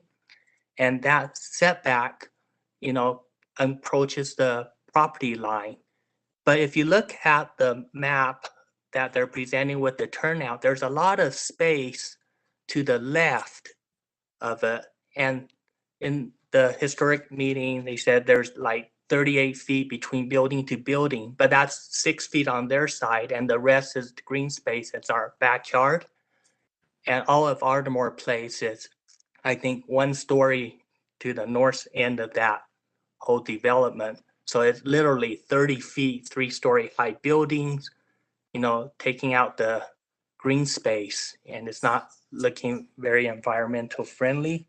And then I think the commissioners, last time they suggested, how about if we move it to a 15-foot setback and just slide the building to the left, but nobody addressed that, and I was kind of cut off and couldn't that, because if you look at the thing, there's a lot of trees, the whole unit development can be moved to the south by that feet, and you won't need any modification or variances. Because Okay. if you, oh, Thank sorry. you. That's time. No, that's time. And Yeah. would you state your name for the record? Yeah, and the last thing is the fire access on that end. There's no access to the fire on that north side Thank of you. that. I'll have them address that. Would you please state your name for the record? It's Jonathan Lee. Okay, thank you. And I'll have them address those questions. Thank you, Jonathan. Next up. All right. Lizzie Carroll, you are unmuted. Oh, can everyone hear me? Yes. Yeah, so my name is Lizzie Carroll, and I am a resident of 230 West, 300 North, apartment upstairs. And my main concern is that pretty much our backyard is going to go away. And also concern over communication. Home River Group is the property management group, and they did not tell us anything about this was going to happen. We found out when we saw the sign in our front yard. Another concern is we have property in the garage, right, the detached garage that's on the property. We want to know how the communication is going to be for us to move stuff out of there before it gets destroyed. Also, we're concerned about green space, and on this map or the drawing on the screen, it doesn't look like there's going to be much trees or much green. Right now, we have a garden and lots of planter boxes. We also have a composter. We have an outdoor table set, and so my concerns are: will there be space? And how much space will there be for things like that? We have a dog, and he likes the backyard. We like to be able to play with him in that. And another question is, what would the access be like to those small little green patches I see on the screen. Trying to think one of my other concerns. Also during construction, where are we going to park? Because right now there's about parking in the back for at least 6, sometimes 7 cars if people double park. Also Thank you, Lizzie. That's time. One of the things I will encourage is more communication with you so you can ask all these types of questions, but I will pose those to the applicant. Thank you. Thank you. Thank you very much. Chair Barry? Yes. Can I ask if we can get a clarification of the speaker's relationship to this property? If she's a renter or an adjacent She said property she lived in one of those units, so she would be a renter. Okay. Maybe I have more questions. In the fourplex. Kelsey? Looks like we have one more. Let me just find him. Tony Felton, you are unmuted. Thank you. I live across the street. Are we good? Sorry, Yeah. I muted you accidentally. Will you just start over, Tony? Yeah, state your name for the record and then I'll reset your time. Thank you. My name is Tony Felton. I own a property across the street. I am concerned about parking. I'm not sure that if the single family home currently east of the fourplex is counted as part of the 16 or if they've disconnected that property. If that property is part of it, I count 17 units on that double lot. We compete for parking on the street with West High students, and it looks like there is going to be a shortage of parking on with this project added in. So my concern is parking. Okay, thank you. Any other hands that haven't spoken? Chair Barry, I do want to just check with Melinda. She has a check mark. I believe I she's see here for that. another item, but let me just check. Okay, thank you. Melinda Main, you're unmuted. Would you like to speak on this item? I'm sorry, I'm new to this a little bit, but it was more of a question whether these will be rentals or home ownership. Okay. And I maybe will you write can't that answer down. that right now. Okay, thank you. Yeah, thank you, Melinda. Okay. And at this time, there are no additional hands raised. Everybody with their hands up, if you've spoken, please lower your hand. Thank you. You do that by checking your hand again, and then you can lower that. Okay, with that, I will close the public comment period and bring it back to the applicant to address some of those things that have come up. I would say I would strongly encourage you to increase your communication with your existing tenants in those 2 historical buildings. I think that is a given, but you obviously need to step that one up. But if you want to take some time to answer some of the questions that were raised, I'll give you some minutes now. Okay, let's zoom in on that project. As you can see, what we have done with these units is, I think if you look at it, what we're trying to create is what we call offset balance. And basically, there's a center axis that went down this particular edge, and then we kind of create that somewhat whimsical look and feel to this front. And once again, this is the overhead door that can be opened that allows the user or the tenant or the owner to have a strong connection with the community around him or her. And these are the balconies that we have introduced here that allows for a greater sense of depth that is created in this building. And sometimes a lot of this is really in the details and in the way that the brick element is kind of added onto these things. It's not about creating a lot of details, but it's about creating very strong and powerful and subtle details. Can you address the landscaping and green space question? I know sometimes renderings don't necessarily do those justice. No. And Ralph, you may answer this better than I can because there's all these green spaces and then how it's used for the community. Yeah, I mean, we were actually directed initially in our first zoning, application, we were suggested to increase, resident for green space for the residences. And so we've provided some green space. We'll have some open trellises and shared gathering spaces for the residences of the space. So we feel we have areas, we have some private areas, we have some public for all the residences to gather. One of the comments was about parking from Tony Felton talked about the parking. All the parking is contained on site. We talked about the single family residence on the bottom that will be cut off. That will be remain as a single family residence, that parcel.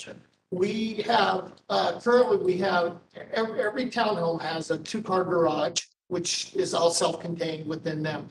For the apartment, the 4-plex apartments, we have 5 parking stalls, and then we actually have 2 extra. So all the parking's contained on site. And talk about that building. What's that? That building is not completed. Yeah. So I mean, what we'll do in the end is, so right now there's this is 2 parcels. We are planning to combine the 2 parcels and actually then do a lot line adjustment to take out that single family residence on second, is that 3rd North there. And so basically we do have 16 units on the 1 lot and 1 unit on the breakout lot. Let's see, what other question? And the other question was whether are the people renters or are they buyers? So I think primarily the units are going to be geared towards owner occupants. So. Okay. And then just to finalize is your landscaping around your buffer, around the setbacks. I mean, I can't really tell from that graphic if you have any. Yeah, we'll have full exterior perimeter landscaping. Okay. Taking place. Once again, I mean, this is all, I don't want to say preliminary, but it is relatively preliminary drawings.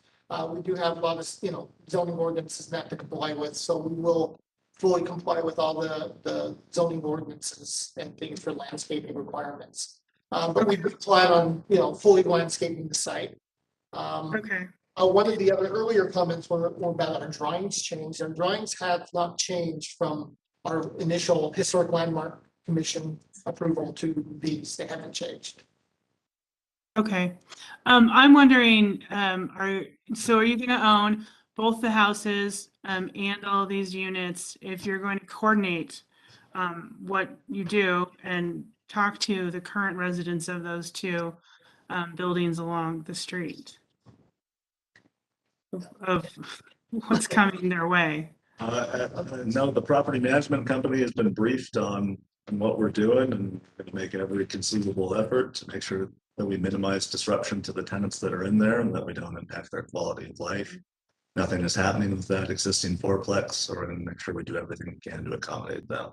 And I know that message has been relayed to them by the property management company. But I'm happy to talk to the property management company again and make sure that we're communicating with them. Wonderful. Okay. With that, I'm going to open it up to the commissioners, bring it back to us for a discussion. If you have any questions for the applicant at this time, I do, go ahead actually, and raise Amy. them. So one of the speakers in the public hearing talked about, especially since they're on the street, their yard backs up to the north. of why these buildings are basically as far north as they could possibly be, and why they weren't moved a little more south so that I know that we're not talking about the setback. Yeah, but that's you actually did a good totally point. out of our scope tonight, Brenda. We cannot override the HLC's decision. So if we spend time talking about it, we can't do anything about it. That was their choice, and we inherit what they decided. So I don't really want to spend a ton of time talking about it just because we have a huge agenda and we can't do anything about it. So that was a discussion I think that was better meant for the HLC, and then they decided whatever they decided. So moving on to the things we can do something about is the plan development based on those standards. Are there any further questions related to that from commissioners? Chair Barry, this is Amy Burrows. I have a question. Go ahead, please. If they combine lots and do a lot line adjustment and then also want to sell these units as separate condominiums, does that mean they have to come back to us for all of those things? Nan, do you want to answer that? Yeah, I'd be happy to. So they would need to go through a condominium subdivision, and it does not require that it returns to Planning Commission. It would be reviewed administratively to ensure that it meets all of our standards for a condominium subdivision. Okay, is it appropriate to do this action first and then those actions later? Yes, nothing can happen on the site until that subdivision plat is approved. Right now it's 2 separate lots, and they wouldn't just be able to consolidate because, you know, going through this plan development process, the proposal, they would have any changes to the site would need to meet the plan development submittal, and that includes the property line where it's proposed on the site plan for the plan development, if that's clear. Okay. Sandra? Yeah, very small thing, and I realize this might be far down the line, but the green space, is this going to be green grass? Or is this going to be xeriscaped, nice, you know, drought-resistant plants that we like? I don't know that we get to decide what they are as long as they meet the. I'm just curious. As to Yeah. If the applicant wants to address that. That would be the latter, the drought resistant, xeriscaped, climate appropriate landscaping. Awesome. Okay. Thank you. Any other questions from commissioners or discussion or a motion?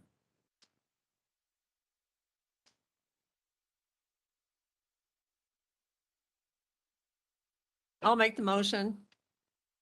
Go ahead. Was that Maureen? Yes, that's me. Go ahead, please. Well, this is a little weird. Okay. Based on the information in the staff report, I move the Planning Commission approve the plan development petition PLN PCM 2021-00927. Apparently I'll there's no second that. conditions with it. All right. I have a motion from Maureen and a second from Mike. Let's go ahead and take a vote on that. Andrew? Yes. John? Yes. Andreas? I'll vote yes. Maureen? Yes. Brenda? Yes. Mike? Yes. And Amy? Yes. Okay, that motion passes unanimously. Okay, everybody, it is 7 o'clock and let's take a 5-minute break because we have a big item. I want to apologize for everyone for the further delay, but I think this next one will be a little bit lengthy. So let's reconvene at 6:58. Thank you.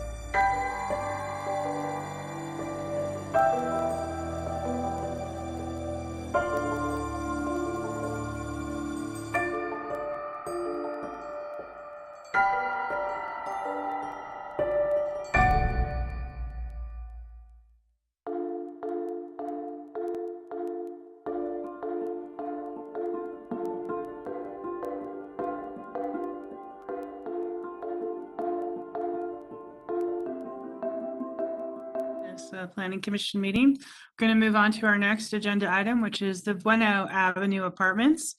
Plan development and conditional use at approximately 129 South, 700 East. This is case number, we have two case numbers, PLN PCM 2021-00045 for the plan development, and case number PLN PCM 2021-00046 for the conditional use request, and the planner is Katja. Thank you. I'll share my presentation right now. And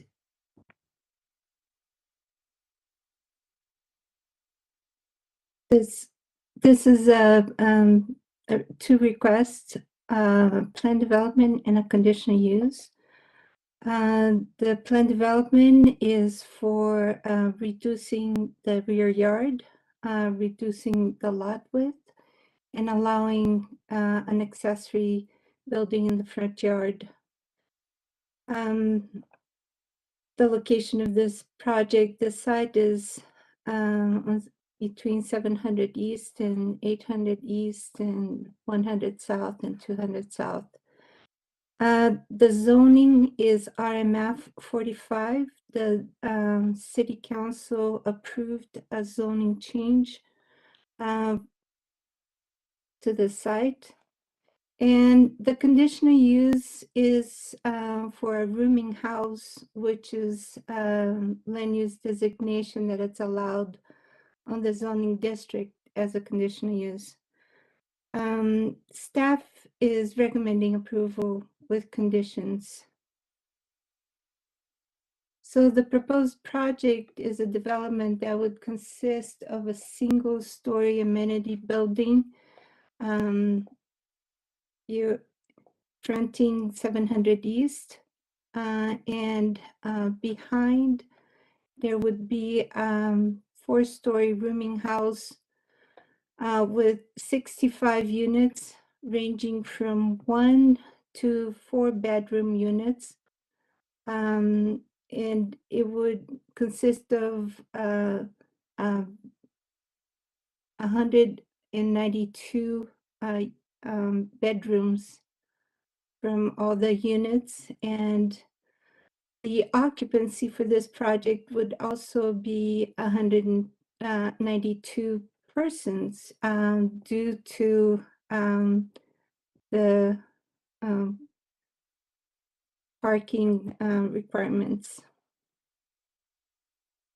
So the existing conditions is that this is actually 10 parcels with a multifamily building in the front facing 700 East and with 6 units, and with associated garages and storage facilities behind this building, and 2 vacant parcels and 7 single-family homes that would these structures would be demolished to accommodate this project. So the plan development, there is an order of approval. The plan development must be approved first, because without the plan development approval, the conditional use cannot be approved. The plan development meets, according to planning staff, it meets 3 objectives: housing, providing housing types that are not commonly found in the existing neighborhood; mobility, by enhancing accessibility and mobility; and master plan implementation. And staff finds that it implements portions of the adopted master plan with not common land use and housing type. The plan development modifications, the 3 modifications that this project is asking is the lot width right here is 77.3 feet, and the requirement is 80 feet. This proposed building, the amenities building, is considered to be an accessory building, so accessory buildings are not allowed in the front yard. And then the third one is the rear yard setback. What is proposed is 16.9 feet, and the requirement is 30 feet.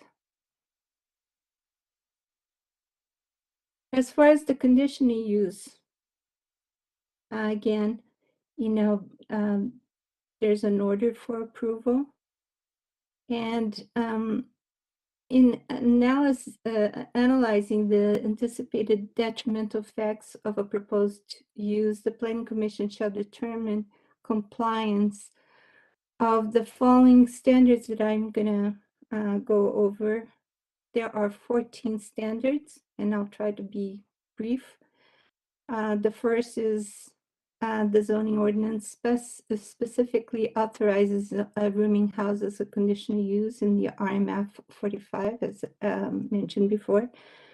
The use is consistent with applicable policies from Plant Salt Lake, Growing Salt Lake City Housing Plan, and the Central City Master Plan that calls for increased housing options. The land use is compatible with adjacent properties, and on this photograph here, area photograph, you can see the land uses. You know, a lot of the land uses are multifamily. It's in, you know, some commercial zones, like here in the corner, in this corner here. And for the most part, this block is RMF 45, except for this stretch here facing 200 south. Standard 4 is the project takes into consideration the mass, the scale, style, design, and architectural detailing. So the abutting properties on this site is a single family home here on the north. On the south is this multifamily apartment. Across the street is this 4-story building. And this is a rendering of the building that would be more visible because it would be facing 700 East. And this is a rendering of the building, which would be in this location here, right?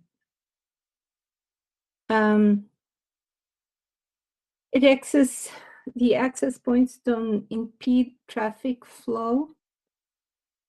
The traffic flow would be the same as it is existing right now. The internal circulation system presents no adverse impact on adjacent properties. The site should access its circulation for pedestrian and bicycles. And one of the conditions that we recommend is to make this existing access. Right now, this is the property just east of, you know, the site, and this is the access, which now is called the Bueno Avenue, which is a private right-of-way.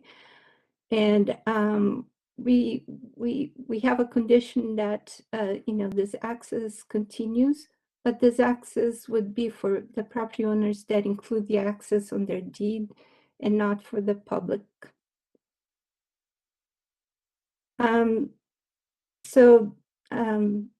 Next is the access to the site does not unreasonably impact the service levels of any abutting or adjacent street. The location and design of off-street parking complies with the applicable standards of this code. So that is one of the standards, and the parking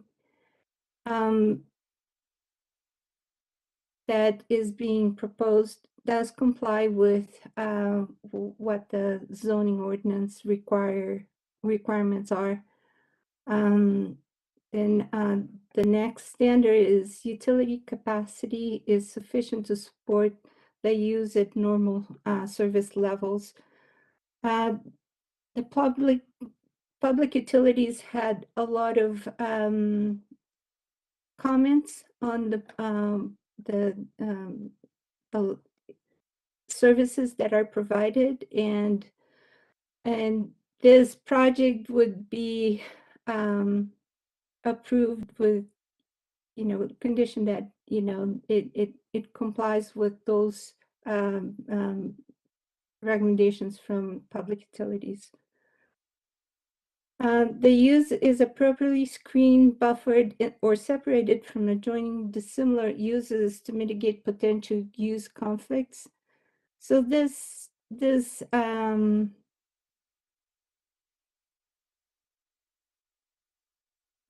illustration here just shows the buffering between this property and the actual land uses, except for the buffering between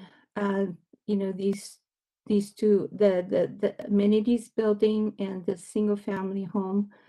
All other properties will be approximately between 60 to 85 feet distance from the project. And then finalizing standards 12 through 15 does not significantly impact the quality of surrounding air and water encroachment into a river or stream, or introduce any hazard or environmental damage to any adjacent property.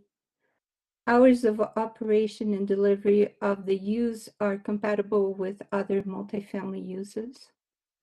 Signage and lighting have not been presented and will meet city code requirements at the time of a building permit. And the site is in a National Historic District, but it's not in a local historic district, nor are the existing buildings individually listed as historic structures. Our recommendation is that it meets the applicable standards, and therefore planning staff recommends the Planning Commission approve the requests for plan development and conditional use with the following conditions: that the 10 parcels be consolidated into one parcel. 2, that it provide an access easement for the adjacent property at 135 South, 700 East. And the third is that the development must maintain unimpeded access for pedestrian and bicycle users to safely access 800 East from their development in the existing private right-of-way. One thing to point out is that if the approval is given to the plan development and conditional use, the applicant will then be able to submit plans for building permits, and the plans will need to comply to all city department requirements. To make compliance with department requirements, the project may need to come back to the Planning Commission if needed. And with that, I'm done with my presentation and welcome any questions or comments. Thank you, Katja. Any questions from the commissioners at this time for staff? Katya, is there a place in your staff report that you can point me to those 14 standards that we're supposed to consider? I'll pipe in. The conditional use standards are on page 109. Thanks. You're welcome. I wrote it down specifically so we could jump to it because that's a long report. Thank you. Thank you. Any other questions for staff? Okay, I'm gonna turn it over to the applicant. I see we have Michael Augustine here. Mr. Augustine, do you need sharing privileges for a presentation? Yes, please. Okay.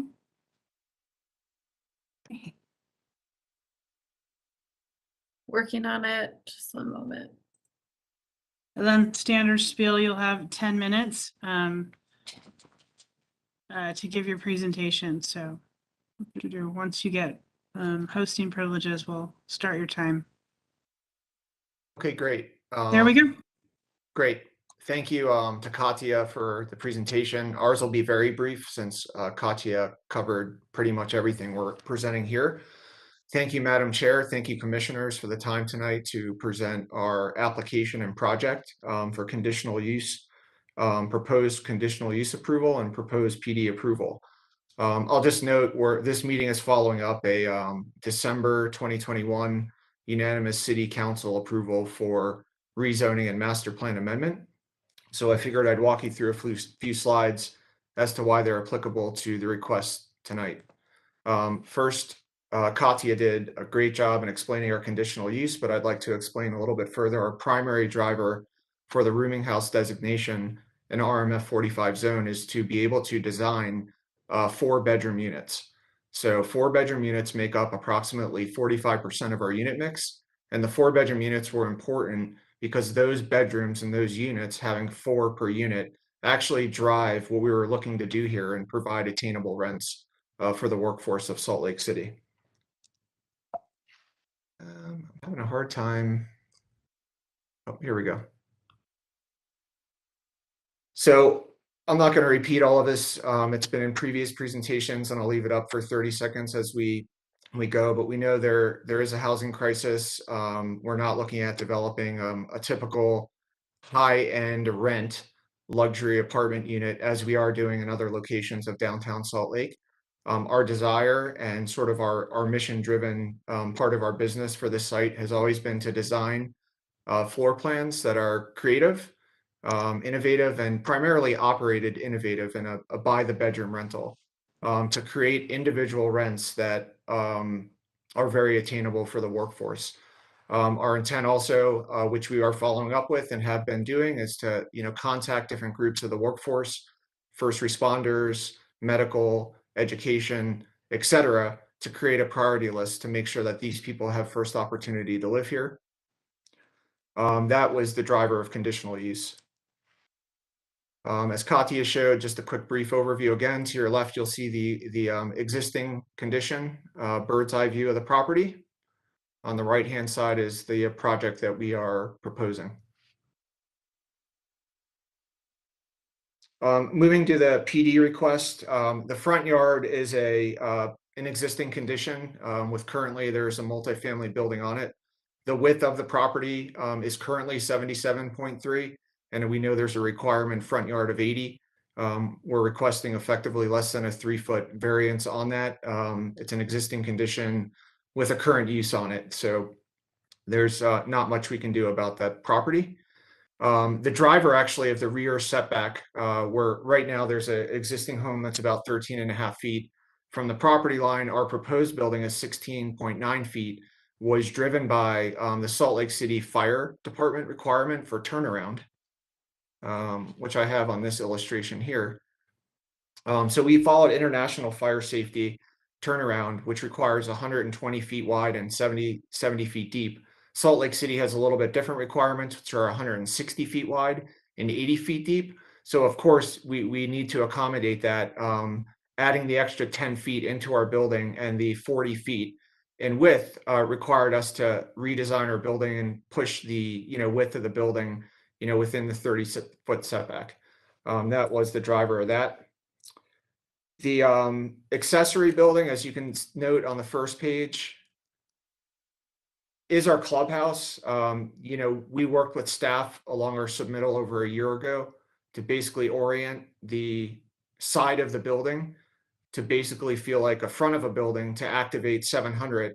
This building will house our leasing office, property management company, and the amenities. I'd say 80% of the amenities for the project. There will be other amenities in the building, but you can see what our accessory building will look like. And then to note one of the conditions in the staff report, condition number 3 regarding unimpeded access for our development, our residents. It's not something we were interested in doing, nor through our process of communicating with the community, and also noted in one of our previous hearings. Our neighbor to the east that fronts 800 East also submitted a public comment that they were not in favor of a connection. If this is something the city requires, we would obviously be more than happy to accommodate. The red circle in the upper right-hand corner, which is the northeast part of our property, is where we could add a controlled access gate. We can design a sidewalk that runs from the parking lot to that gate to provide that access. Again, if it is required, and if it is required, we would be happy to accommodate. And that is the end of my presentation. So again, I appreciate the time and we'll be around for questions. All right, thank you, Mr. Augustine. Commissioners, any question for the applicant at this time? I have a question. Who owns that access to 800 South? Is that a public way? No, it's a private right of way. So it's a part of our property. We went through the title process. We own it and control it. One of the conditions, though, as you would note, is there is another property right on 700 East as Bueno Avenue comes east into our property. And so there, as of title, they have access, but we may need to redo that and provide them an access easement because their parking lot runs off of 700 East across Bueno Avenue, which is our property. But we believe it has been addressed, but if something else needs to be accommodated, we've been overly communicative with the property owner and they will have access. Actually, I was talking about the access to 800 South in the back of the property. Who owns that little alleyway? Oh, I'm sorry, 800 East? East, I'm sorry. Yes, of course. Okay, yes. Yeah. The back alleyway beyond our property line is a private right of way. So we believe the owner of the property owns the right of way as well. But you don't have a legal right of way on it then? So I'm talking about the conditional use that Kathy is asking you for, which is to allow people to go toward 800 East by bicycle or pedestrian. And it looks like on the parcel map that is a private, it's an alleyway. I mean, but I don't know who owns it. Do you know who owns it? And do you have right of way on it? It's a great question. We had never focused on it because we never intended to connect to it. We focused on the Bueno Avenue private right of way on our property to make sure that nobody else had rights to it and what access we needed to provide it to our adjacent property owners. So we were never in favor of it and just saw the conditions. So we've never explored the connection between our property along Bueno Avenue to 800 East. All right, thank you very much. That's all. Any other questions for the applicant at this time? I have a question for the applicant, Go ahead. Andre. Did you mentioned you spoke with the neighbors to the south of the Bueno Avenue, that would be on 135 South, 700 East. Are they aware that you will be working with them as far as the right of way, et cetera? Yes, we have spoken with them through our title and acquisition process, and they are aware of exactly, we're going to improve Bueno Avenue. They currently have rights per title for access, but as part of the improvement, if things change, that we are working with them and we'll provide a new access easement and record it if necessary. Okay, and they are supportive of the project that you are conducting? They are. Thank you. Okay, Mr. Augustine, I'll have you hang tight while I open the public comment period. After that's done, I'll give you the chance to comment on any of the things that are brought up. So I just want to make a brief statement again. If you are interested in speaking on this item, please hit the hand button in the lower right-hand corner of your screen. You will be called upon. If you will state your name for the record, you will have 2 minutes to speak. I'm just going to preface this by saying tonight we are addressing the plan development and the conditional use. We are bound to review these projects based on those legal standards. Katya went over the standards for the conditional use. Additionally, state law requires us to basically approve conditional uses if they meet those standards. And our role becomes one of finding a reasonable mitigation for any detrimental impacts. So I would just ask if you keep that in mind. If you have an impact you're concerned about, please bring that up in your comments, but it would be nice to hear what you think a reasonable condition or a reasonable mitigation would be. With that, Kelsey, if you wish to start. Yes, thank you, Chair Barry. It looks like East Central Community Council's here. East Central, Okay. I'm unmuting you. You have 5 minutes. Thank you, Kelsey. Can you hear me okay? Yes. Yes, we can. My name is Esther Hunter. I'm Chair of East Central Community Council. that is a neighborhood that was built on workforce affordable housing. Our original position regarding this project was to utilize the garages and underutilized land to build this project and keep and improve the 7 naturally occurring affordable houses. Since we were overridden by the City Council, our request today is simple. We are asking that the Planning Commission consider tabling this proposal for a mere number of weeks to allow several things to take place. Success for this project lies in the details.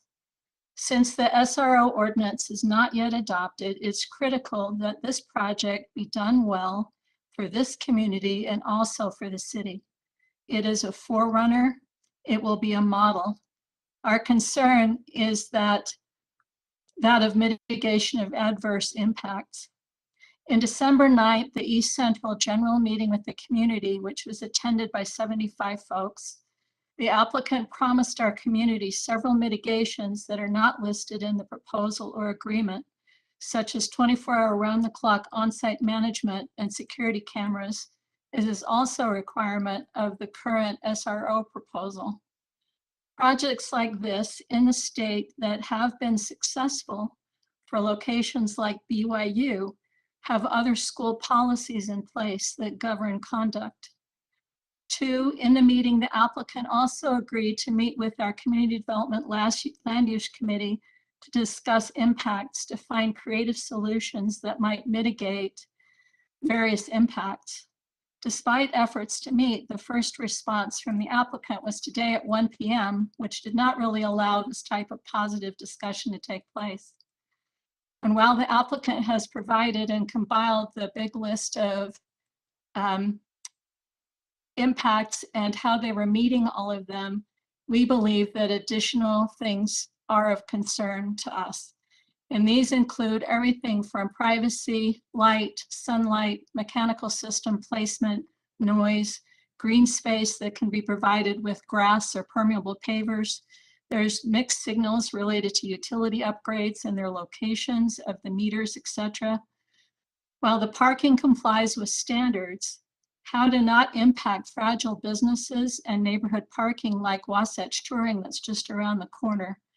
The belief is that everyone will walk and use transit and ride bikes is not practical. This part of the city that is closest to transit and works in the area actually has 20% more cars than the average Salt Lake area. Negative impact of the accessory building in the front, the reduced setbacks on a block that's already this dense, a thoughtful transit study, how to ease in and out of 7th East. There's a big difference between 11 to 12 units versus the amount of units and bedrooms that will actually be in this site. And First South being a main corridor to the U and the ability to turn right, all of that is key. 30 days is too short. We wondered who on the staff or planning commission has actually experienced running a boarding house. As it turns out, I have personal experience. My aunt, Matilda Rausch, ran a boarding house, believe it or not, on 1257 East, First South. More than 221 medical students of the U, 98 of which were full-time residents. The success of this type of operation is absolutely in the details. We can add needed value and be creative with mitigation negative impacts. As a reminder, we are the only community council area that agreed to the initial ADU pilot when all other community councils rose up against the policy. We are progressive and thoughtful, as well as well-equipped to assist in housing placement in our area. We know it because we live it. No one is more supportive of diverse housing than East Central. It's a model, and we are wanting to help accomplish it in a positive way. In summary, we believe that we can't afford not to make it the best project it can possibly be. And for this reason, we are asking the Planning Commission to consider tabling the project just long enough for us to work through some of these issues. Thank you. Thank you, Esther. All right, I'm gonna start at the top. Cindy, you are unmuted. Hi, my name is Cindy Cromer. I wrote you in June and in July and probably in September and earlier this week. I have more lived experience with this block than anyone you're likely to hear from tonight. The remarks at your June meeting indicate how little members of the commission and other speakers on both sides of the public comment understood about this part of the Bryant neighborhood with its extensive diversity and CDBG eligibility. The city council members didn't get it either. So here we are, zoning changed, master plan amended. There are two key contributors to the opposition to the request before you. One is that the developers couldn't acquire enough land. They tried. They especially needed more land fronting on 700 East. As a result, the design is flipped. We will never get a decent street wall on this block, one commensurate with the scale of the 700 East corridor. There isn't enough land for parking. Secondly, the definitions in 21A related to housing are a mess. Last July, I figured that out, and I wrote you about it. You didn't respond. The city council members haven't done anything with the draft parking ordinance you sent them years ago. The mayor believes that making parking difficult will result in better air quality. You have the authority to initiate a petition to fix the definitions. You've chosen not to exercise that authority. Based on my experience as a landlord, if a tenant is paying more than $800 a month for housing, the likelihood that the tenant has a car is very high. All of my tenants paying more than $800 a month have a car. If a tenant who has a car chooses to use transit, then the need for parking accelerates because the car is parked most of the time. The intersection of rent and transit determines the amount of parking needed. Higher rent means more need for parking. Higher use of transit combined with higher rent translates into the maximum need for parking space. Nothing mitigates this math with our current transit system except less expensive housing which is less expensive than proposed for this project. Thank you very much.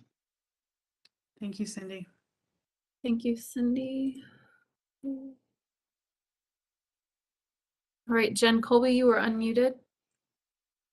Thank you, Jen Colby. This week, I sent you 20 pages of detailed, substantive, standards-focused comments. Even a small portion of these unmitigated impacts gives you ample grounds to deny the COP. I urge you to do so. In 2 minutes, I can't possibly list all the impacts, but you have them in front of you in my analysis. Under Title 21A 5410, it's the applicant's responsibility to provide, quote, proposals to mitigate adverse impacts through site planning, development techniques, and public improvements, unquote. But the planning staff and commissioners must not take motivated reasoning at face value. The inadequacy of impact ID and mitigation in this application is stunning and implies presumption of approval contrary to code.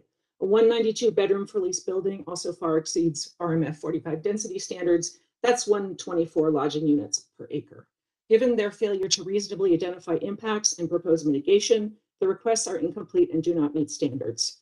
You are required to balance public need and benefits against costs. Adding corporate-owned market rate micro lodging units, or as Fran Leibovitz would say, tiny boxes to warehouse humans, is not a public benefit. It's a private financial instrument. The public need for deep housing and homes for purchase is not being met. Market rate rentals are already getting overbuilt, as Jim Wood just told you, especially in the micro, studio, and one bedroom categories. A standard multifamily project is appropriate at this site, not a so-called rooming house. This area is already filled with plenty of shared housing, I assure you.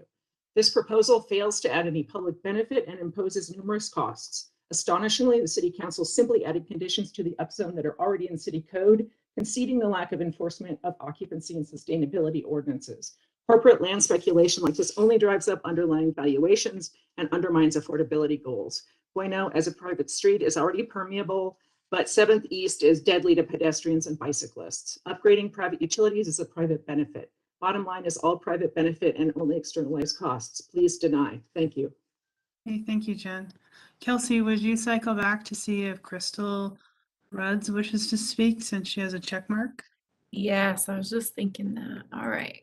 Crystal, you are unmuted. Hi, I do wish to speak. I sent in comments to be read, but those can be disregarded since I'm being allowed to speak. Thank you.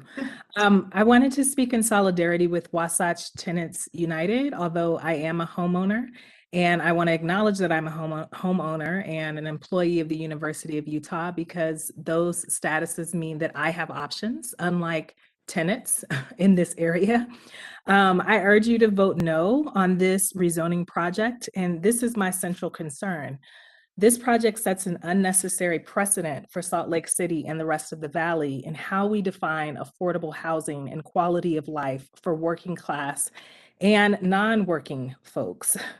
SROs in much higher density cities than Salt Lake City's are typically a strategy for individuals with low income who cannot afford market rate.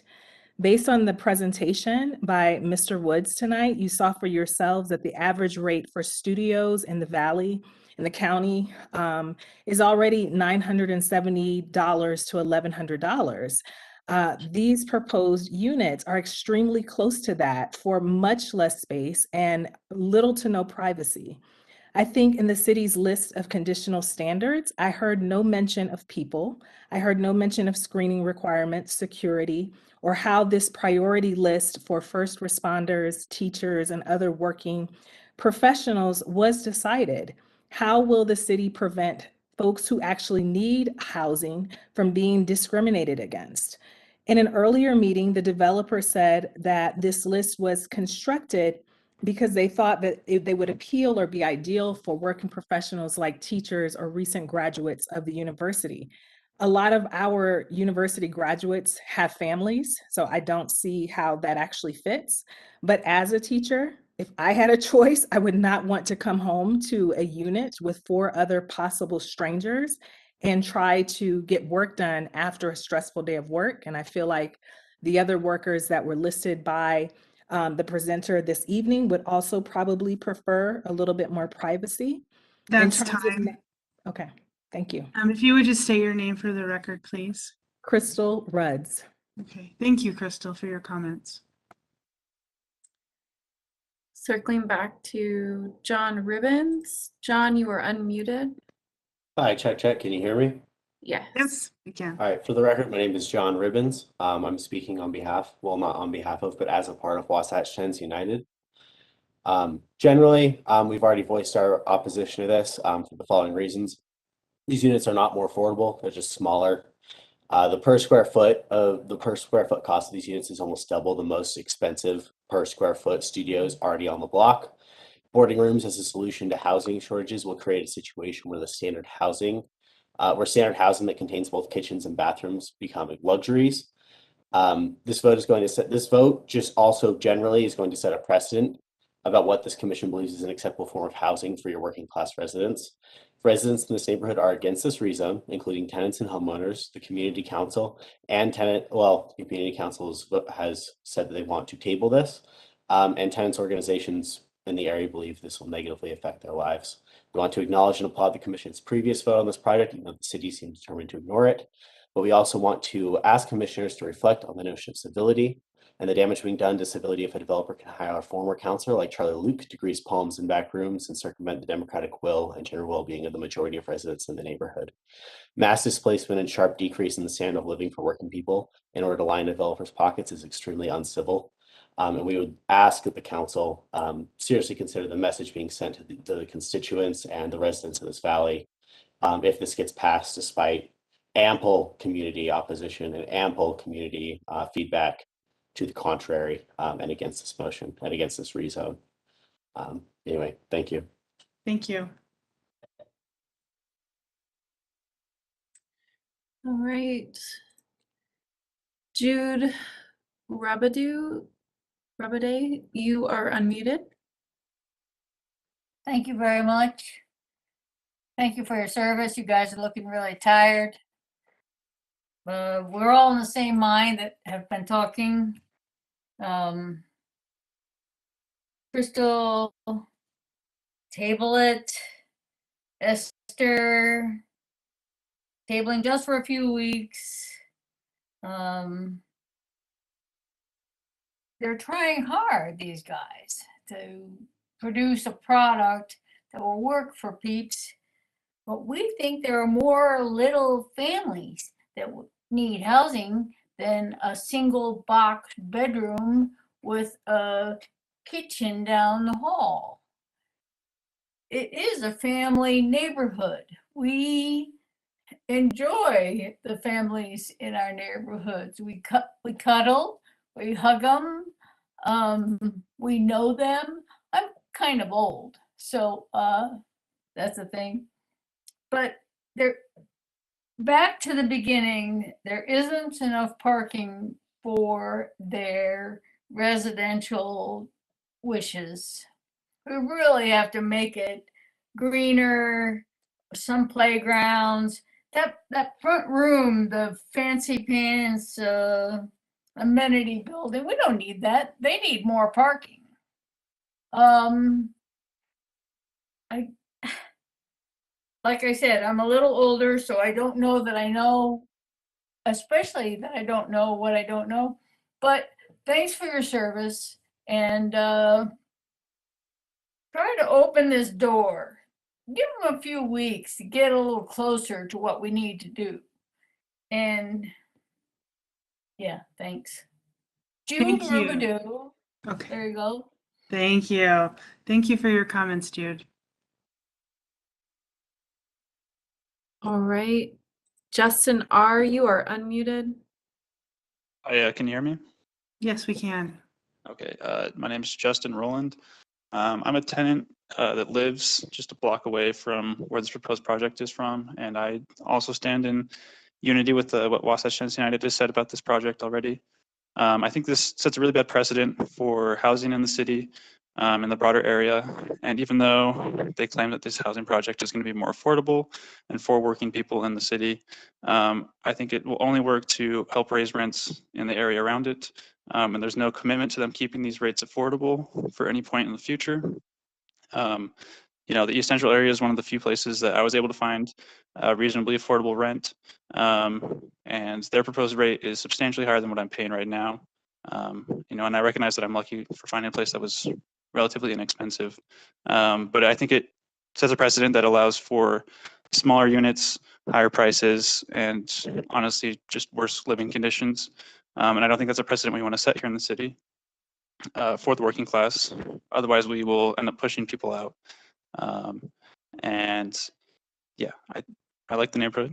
I don't want to have to end up moving out of there because, you know, land speculation and big developers coming in and buying up properties continues to raise the rent all around the city. And I think this is, yeah, I don't think this project does any good for the current residents. I don't think it does any good for the future residents of the complex. And I don't think, yeah, I think it just ends up hurting the city in the long run and being able to be what it wants to be. Thank you. Thank you. All right. Keenan Wells, you are unmuted. Give me a second.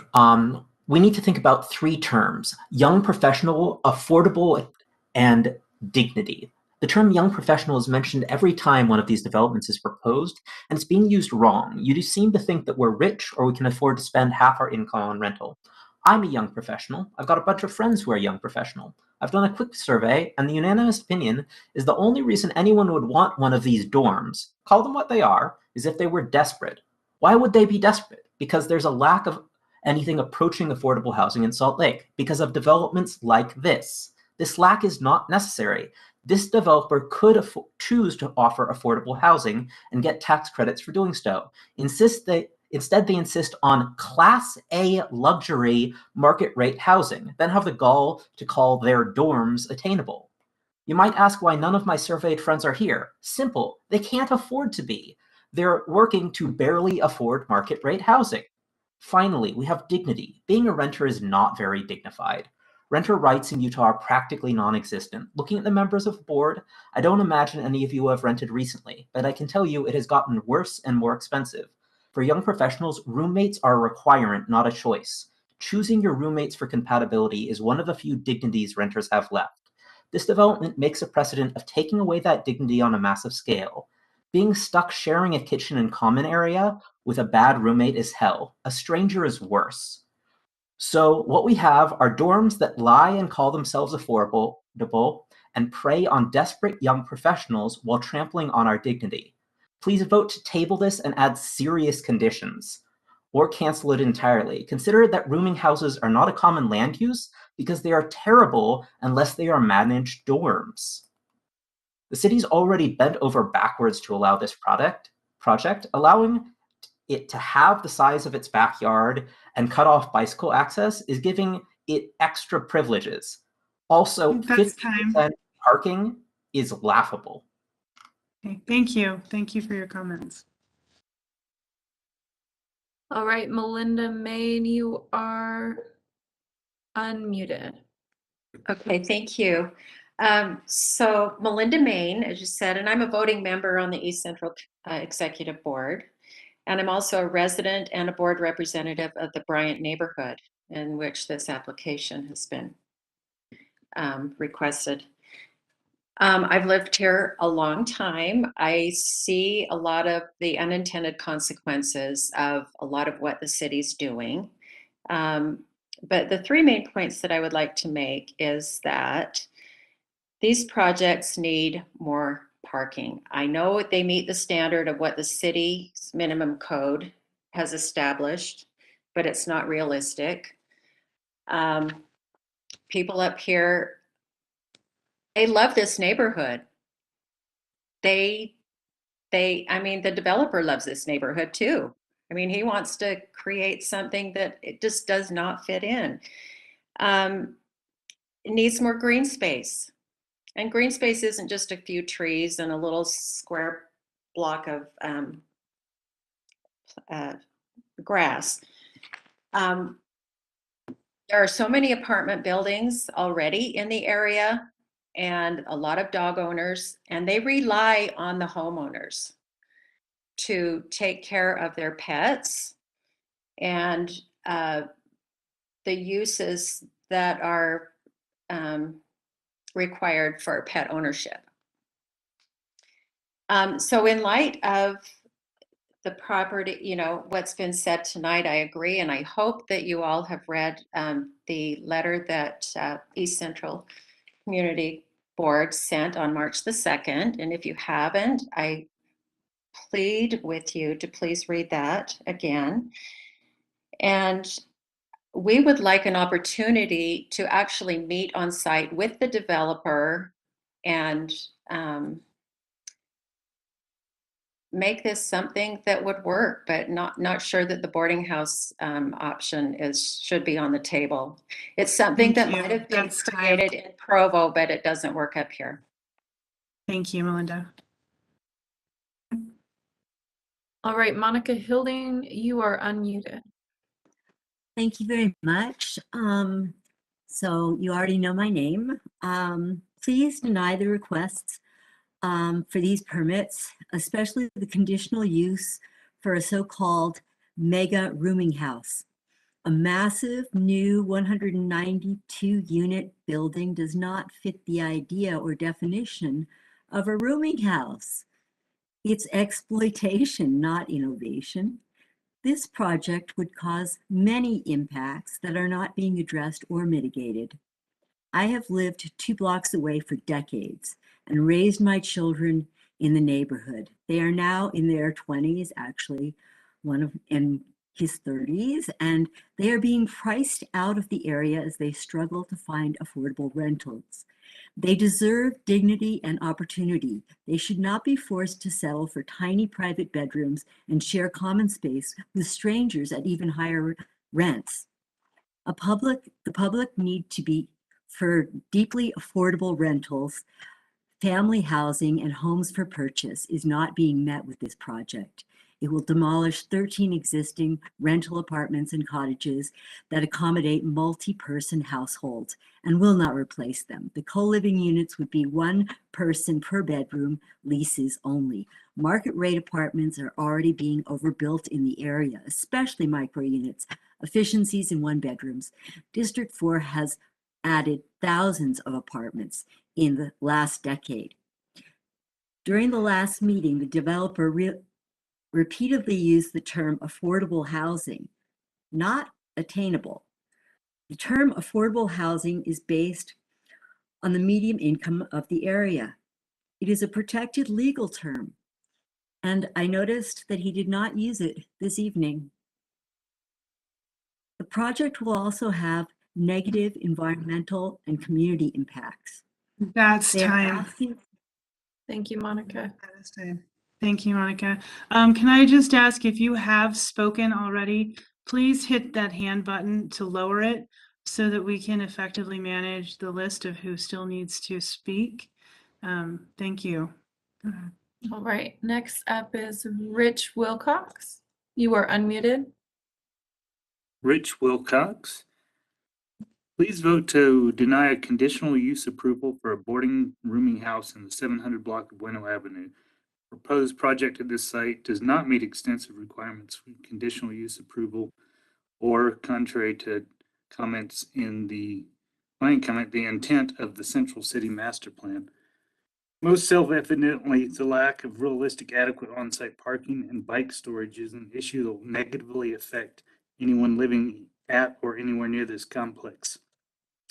Excessive requirements for parking at a business or school or other destination are stultifying when there are multiple options for getting there, and any visitor brings at most one mode of transit with them. But at one's home, in the current built reality of our culture and our city, almost every one of the 192 unit occupiers will want to be able to park a car, whether they are driving it every day or not. And hopefully almost every one of them will also want to be able to store a bike, not at an outside bike rack and not in their tiny dwelling. In short, this development needs to provide something very close to one car parking spot and one secure inside bike storage spot for each of the 192 units, which is probably still an undercount given the inevitable visitors and additional people that will end up residing in these rooms. Such logistical concerns aside, this project does nothing to meet the apparently huge demand for affordable family housing in Salt Lake. In fact, it eliminates existing affordable family housing and, even more unfortunately, misses the opportunity to build more such housing on this interesting and promising parcel. A mix of townhouses, homes, and apartments, including maybe a much more appropriately scaled boarding house or co-housing option in the mix, if that really is of interest to the developer, would go much further towards meeting the needs of our city. Thank you very much for your time on this matter tonight. Thank you, Rich, for your comments. All right, Sebastian Schenk, you are unmuted. Oh yeah, Sebastian Chang speaking. Many good arguments have been brought up against this project. I want to highlight the ones that are most important to me. This is clearly not affordable housing, see the per square foot price. Second, you cannot raise a family in a studio or micro flat. Not everyone is a single young professional. Third, co-living spaces are at best a patch for the housing demand in Salt Lake City. They do not help with strengthening the fabric of the community in urban Salt Lake City. Fourth, further acceleration of house prices and rents will only continue to drive families away from the city. Fifth, this is not a charity project, but simply a financial vehicle of enriching the real estate developer at the expense of the community.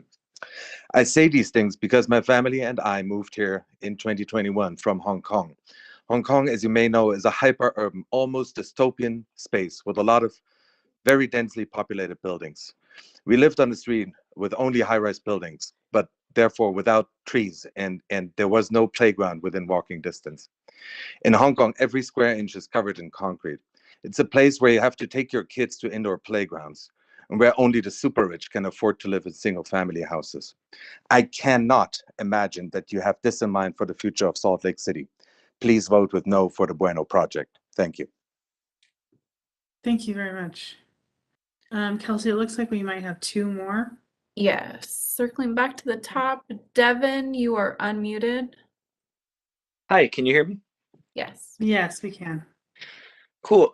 So my family came here in the 1850s, and they had another term for housing like this back then. It was a tenement. Let me read you the definition for a tenement. They're apartment houses that barely meet or fail to meet the minimum standards of safety, sanitation, and comfort, which these buildings do nothing to meet these standards. There's very little safety when you're sharing that kind of space with strangers. It's hard to keep anything clean when you have no control over that, and you're sharing with bathroom and kitchen space with strangers. And there's nowhere to exist outside of your bedroom. So there's no comfort. These are tenements, and this is the kind of thing that our ancestors fought against so that they could have dignity, so that they could live in reasonable conditions, that they could raise families, and that they could be treated like human beings. This kind of development treats people like rats. I'm not a rat. As a working class person, I am a person, and I deserve to live with dignity, just as everyone else does. So that's all I'm going to say about it. Cancel it, deny it, whatever you have to do, but this is ridiculous. Thank you. Thank you. Could you just state your name for the record? Devin Willie. Thank you so much. All right, and Jacob Wilkes, you are unmuted. Thank you. Thank you, Ms. Lindquist and Chair Berry. For the record, my name is Jacob Wilkes. I'll be brief. I'm a concerned citizen and I'm wary of this development. While this plan might represent shelter, and at 865, it's frankly not a terribly affordable shelter. It doesn't seem to represent a home, a place to live and not just pass the night. I'm struck by the lack of privacy. Well, you know, with a home, you need a place where someone can feel safe, where you can keep your possessions, where you have the space to keep your possessions and the space to do where you're free to do as you please. And this area leaves me with a lot of questions. Like, how would you ensure tenant use of the common area? Or to be precise, how would you limit non-tenant use? What would the hours of access be? How would you secure the property? How many folks could be using it at once? How much food could be kept in that communal kitchen? Is there any way to secure that food, which is very important when you're living on a budget, which at least the developer says is the reason for this project? And finally, is there any guarantee of the bathrooms per room that was mentioned? And so in conclusion, this doesn't seem affordable. It doesn't seem like housing, and I strongly urge the commission to stand against this and thank them for their time and service. Thank you very much for your comments. Okay, were there any written comments that were submitted? There are a few. We did receive a couple comments after 4 p.m. One from Sarah Linda Bell. Would you like me to read that into the record, or did the commission have adequate time to read that comment? I did not read You that did not. one. I didn't Okay. see it. So yeah, please read it. I will read that into the record then. This is from Sarah Linda Bell. I have reviewed the packet of information on the slc.gov planning site, and while the pictures are pretty and the idea of providing affordable housing is always a good idea, the proposed, quote, innovative, unquote, housing structure is archaic and full of potential problems. This type of housing is completely inappropriate for families, so by promoting this type of housing innovation, the city is pushing families away from the city. The packet does not suggest what level of rent will be expected for leasing a bed, but it is clearly intended for short-term single residences that does not promote investment in the neighborhood or city. Please do not allow this development to occur as it is now planned. We need quality housing for families. We need affordable housing for individuals that do not compromise their safety or quality of life. We do not need modern-day short-term boarding houses. The building design and density concept is good. Please promote traditional options where both individuals and families can live in safety and harmony with an appropriate quality of life that includes not being forced to share a kitchen with people that you do not know or have not asked to live with. This is not affordable high-density housing. This is jail.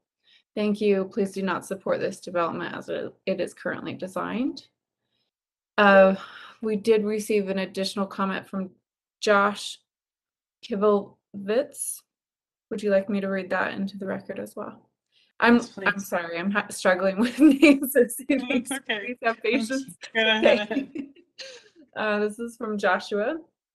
Dear Planning Commission, I urge you to stop the rezoning of Bueno Avenue and all related rezoning to include dormitory or micro apartment style units.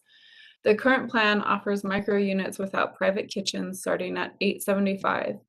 This is not affordable housing, nor does it respect the dignity of our lower income community members.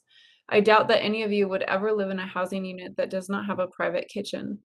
Even as a psychotherapist with a master's degree and a thriving private practice, this is not cheap rent. Minimum wage is $1,256 per year pre-tax, and there is no way our lower income community members could afford this housing, and they deserve to have access to their own kitchens. These units are tiny, absent of amenities that we should all be afforded, and will only raise the cost of units across Salt Lake. This is a dangerous idea that will only hurt our neighborhoods. Stop bending over backwards for developers trying to capitalize off our broken housing market. Best, Josh. All right, and I have one more. Okay. This is from Casey McDonough. McDonough? Dear McDonough? Yeah, sorry, you. It's a long night. Dear Planning Commission, to cut to the chase, I am writing to ask that you please vote to deny a conditional use approval for the Bueno Avenue boarding/rooming house. Just a few of my concerns about this project are as follows. The project does not meet all of the extensive requirements for conditional use approval per city code, and the impacts on the surrounding neighborhood will have far more negative consequences than positive ones. 2, there is not nearly enough parking and bike storage for this project. This will negatively affect anyone living at or anywhere near this complex. 3, there is more bait and switch tactics being sold to us as residents of Salt Lake City, that more housing, more density, this boarding house project, etc., will all somehow solve our affordable housing crisis. This project is in essence a far too large 4-bedroom apartment complex for the neighborhood. 4, this project continues to blatantly ignore many years of planning, community input, and forethought that considered all of the encumbrances like a private street, utilities that would have to be modernized, etc., and concluded the zoning should not have been changed to allow a boarding house. 5, the current property owners knew they would have to overcome all these challenges, but they are asking for more and more for them with little to no real consideration for the neighborhood. 6, these apartments will rent for market rate numbers when you sum up the rent from 4 bedrooms, but will offer far less amenities, parking, etc., than projects of the same size that aren't called a boarding house. You were correct when sent a negative recommendation about the rezoning last September. The City Council made a misguided decision to ignore your input that was a direct reflection of those living in the neighborhood and nearby. Please, please do not approve this request for the conditional use as a boarding house. This developer can do better and our neighborhood deserves better. Thank you for your time and consideration. I really appreciate it. All right. Okay. And Okay, that is last all the call comments I have. for anyone who wishes to speak who hasn't already. You can click the hand in the lower right-hand corner. Okay, with that, I'm going to close the public comment period. I will just take a moment to address a few things. Many comments brought up to reject a rezone. I don't know if that's just a misunderstanding of terminology, which can happen, but the rezone has already gone through and been passed by the City Council, so we are not we're not looking at that tonight. I've said this before, but it's worth repeating. I think you have a commission that is very sympathetic to the issue of affordability. I think we all find that to be one of the biggest pressing issues we have, especially with housing. Unfortunately, affordability and price points is not a legal standard. We cannot review projects based on that topic, even though many of us may wish we could. But we hear you, but the legal box we operate in does not give us that option. The last part is parking. Again, we hear you, and I think we all understand the comments and the concerns regarding parking. However, if an application meets the parking requirements set in the ordinance, we cannot require them to do more.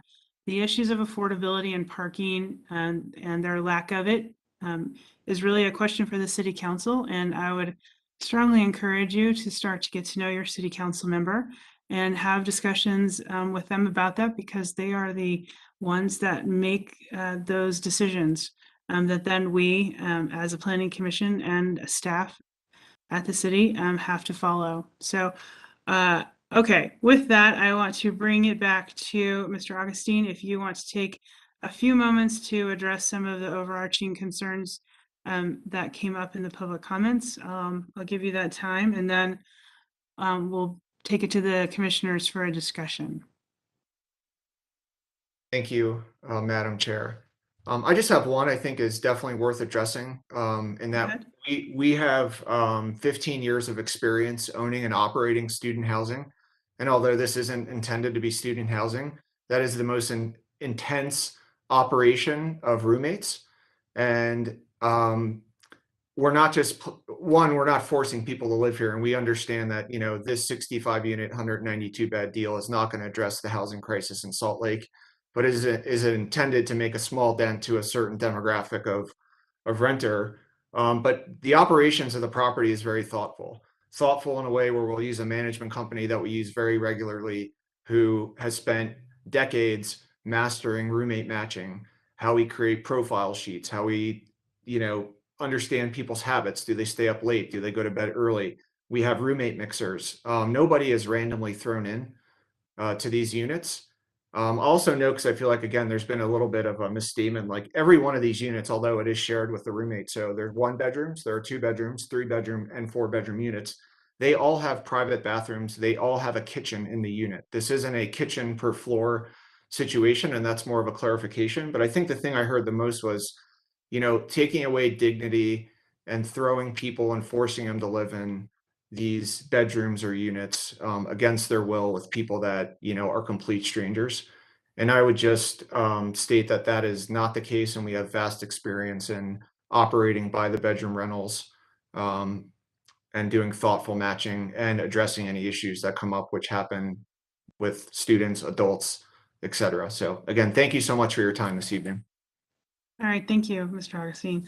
All right, commissioners, I will bring it to you for discussion on the items before us, the plan development regarding the setbacks and then the conditional use of the rooming house.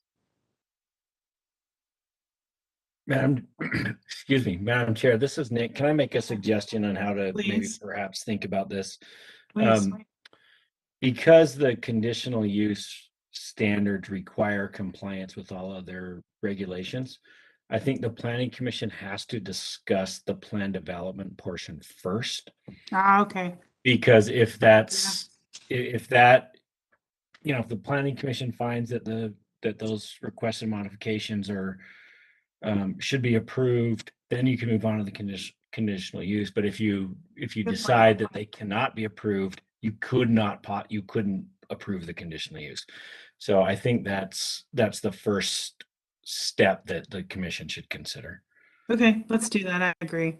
Let us address the plan development portion at this point. Yes. Okay. So I would like to address the plan development portion of the issue.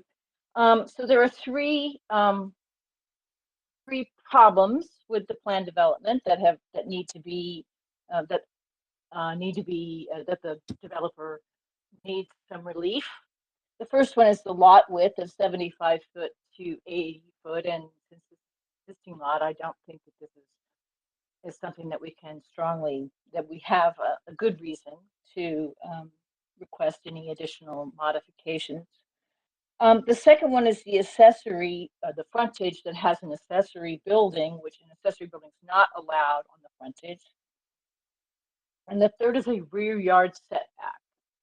And so in terms of the accessory structure, I think that at least one of the commenters commented that it is kind of unreasonable to suggest that little small houses are going to continue to be the idea on 700 East. We already have a large number of taller buildings there, and I do believe that having an accessory building there, having a small housey looking building there, does not comply with number C3 of our plan development requirements. That is, it is not in visual character of the neighborhood. So that is in particular, I would like to see the development consider a larger building there, even one that has units in it, especially one that would have units in it, so that we would have a street wall continuity there. The second, second, and I think also it also doesn't comply with C4, which is the building facade, to be just similar to the one little house next door, which we know is going to come down sooner or later, very soon probably, because of the changing nature of this street, because of the way that 700 East is such a major street. I think this is a very short-sighted compliance with anything that's a similar house, similar building.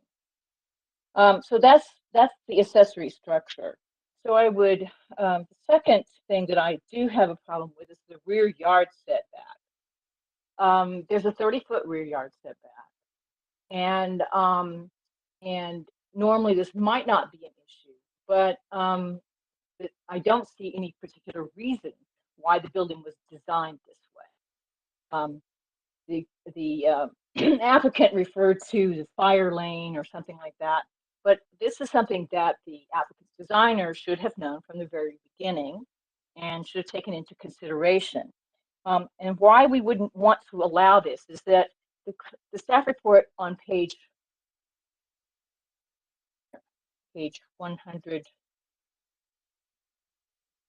I will find it. It's a big staff report. I'm talking about landscaping now. Okay. The staff report actually says that there are 3 trees in the southeast corner of the site that could possibly be saved. These trees are actually within that 30-foot, what would be the 30-foot setback. So we are not, it doesn't actually comply really with whether the mature, with condition number D1 under landscaping. I think that I would like to see the developer. I think that we're really barking up the wrong tree to suggest that this project is not going to happen. I would like to see it be a better project with a more substantial building instead of an accessory building on 700 East, with more open space allowed in the back of the project, even if that means that there are fewer units. Because I think this condition was known from the very beginning of this project. This is not a new. As soon as the applicant asks for the zoning requirement, they know what the setback is on that requirement, and they are not complying with it. Okay, thank you, Brenda. Any other points? Any other discussion? I'd have to say I agree with Brenda, especially about that front building. I think it's just, it doesn't quite fit with where 7th East is going. Okay. Yeah, I also share the same sentiment. This is Andres. I think it has great potential. I think the developer is, throwing out some good ideas and putting them together on paper, and I think it has good potential. But those things that were mentioned also kind of mull over in my head. The local street, drive access could be negatively impacted in this particular project, I think also. And so, I'm not necessarily opposed to this one, but perhaps tabling it might be an option that could be considered. But those are my 2 cents. Okay. Anyone else want to enter in the discussion with their thoughts? Okay, so in the motion sheet, these case numbers are combined. And I would perhaps pose the question if somebody wants to make a motion at this point to separate them based on their feelings about a planned development, you would need to craft that without too much help from the motion sheet because they're combined in there. But I'm willing to entertain any kind of a motion. Madam Chair? Yeah, go ahead. I would like to make a motion to table this so that the developer can address the plan development issues that have been raised in this meeting, specifically number C3, C4, and D1 as a part of the conditional use, because the Planning Commission has determined that at this point these are not fully met. You mean as part okay. of the plan development? Yes. Okay. I don't know that we have determined that. I think we need a vote on those issues Yes, because of course we do. I don't That's the share your motion. opinion. That's the motion, Okay, Andra. all Thank right. you. Oh, that's the motion. Gotcha. Okay. Yeah. That's the motion. That's part of the motion. Thank you. Yeah, so we have a motion to table the plan development, which would then subsequently also table the conditional use question. Do I have a second? I'll second it. Okay, I heard Maureen louder, so take Maureen. Nah. Okay. So I have a motion from Brenda and a second from Maureen to table the plan development, specifically to send it back to address the standard C3, C4 on the accessory structure, and D1 landscaping on the setbacks. Do we have a discussion to this motion? Okay, let's take a vote. Yeah, I guess I'm still confused on exactly. So I guess I don't have an architecture background, Brenda, and I'm always confused about the staff who I guess again I just have to have a lot of evidence because I think of the staff as professional, and I'm just trying to understand why you've reached a different conclusion than the staff on these matters, these specific matters. Because again, I think of the staff who spent just like way more time on this than we have, and I'm not saying that the staff are always right, but I have a very strong prior in favor of the staff recommendation. Right. Well, I normally do as well, as we all do, but I think that there are several things that I want to take into consideration here to answer your question. Okay. The first is something we call a street wall. This is a condition of creating a stopping point. So that in fact, you're not just looking at a street that sort of bleeds off into space, but you're actually creating a space. 700 East is a very wide street, and the taller the buildings that we have on 700 East, the more defined the space is.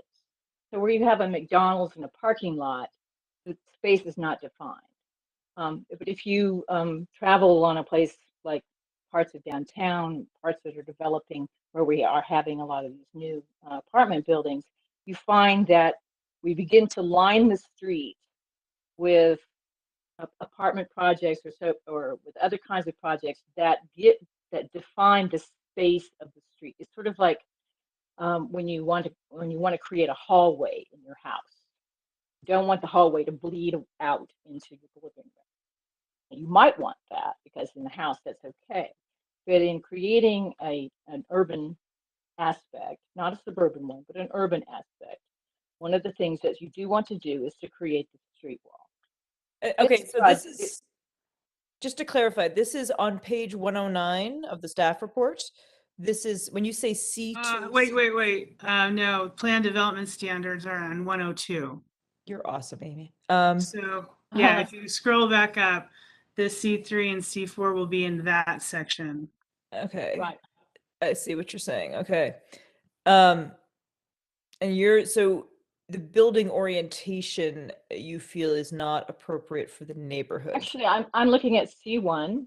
Okay. Whether the scale, mass, and intensity of the proposed plan development is compatible with the neighborhood where the plan development will be located, and or the policy stated in the applicable master plan related to building and site design. Now, the City Council, in their wisdom, has approved the zoning of RMF 45, which suggests a 45-foot height. Not that you have to build a 45-foot height, but in this particular case, they're not proposing to build. They're proposing to build an accessory building, not a building that has. So that gives us a little bit of leeway to suggest that that particular building might be a better building if it actually complied with something which would create a street wall along 700. Okay. I'm talking about trying to make a better project, not to take this project down. I guess I just want to see, I'm trying to imagine how long it's going to take the developer to actually come up with, and the specificity we need, because it feels like it's a little bit vague. And I guess I'm just trying to understand exactly what specific changes we're going to see. Well, I actually think that is up to the developer. I don't think we are necessarily requiring specific things, but that they review so that they meet that standard. Because Brenda is arguing that, well, and currently accessory structures are not permitted in this development. So she wants them to go back and look at making it comply. And I don't know that you will agree with her, and I think that's okay. But we do have a motion on the table. We'll go ahead and vote on that, and you can support it or not. That's totally your purview. John? Yes. Okay. Maureen? Yes. Andra? No. Okay. Amy? Yes. Brenda? Yes. Andreas? I will vote yes. And Mike? Yes. Okay, that motion to table with those specific instructions to look at those components of the standards passes 6-1. Real quickly, Chair Barry, could we clarify whether or not the public hearing is continued with that item or closed?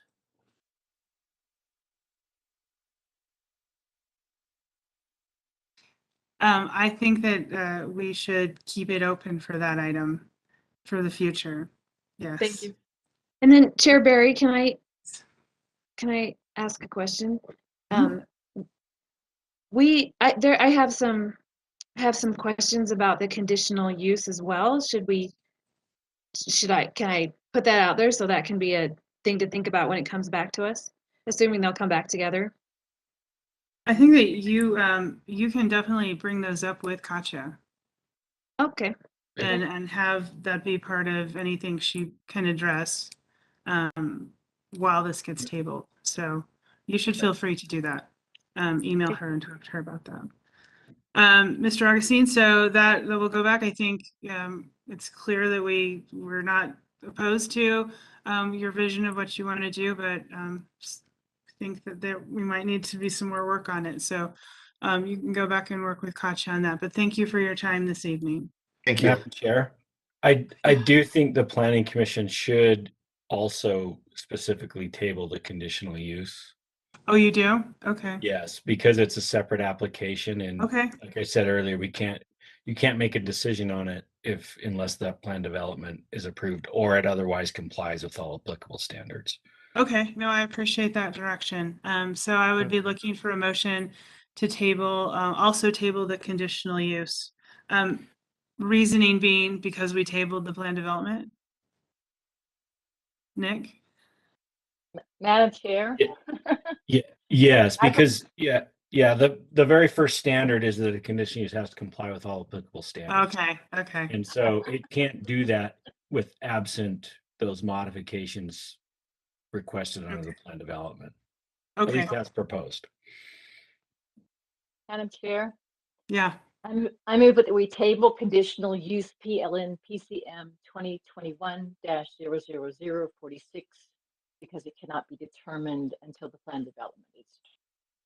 Okay. Do I have a second? I'll second.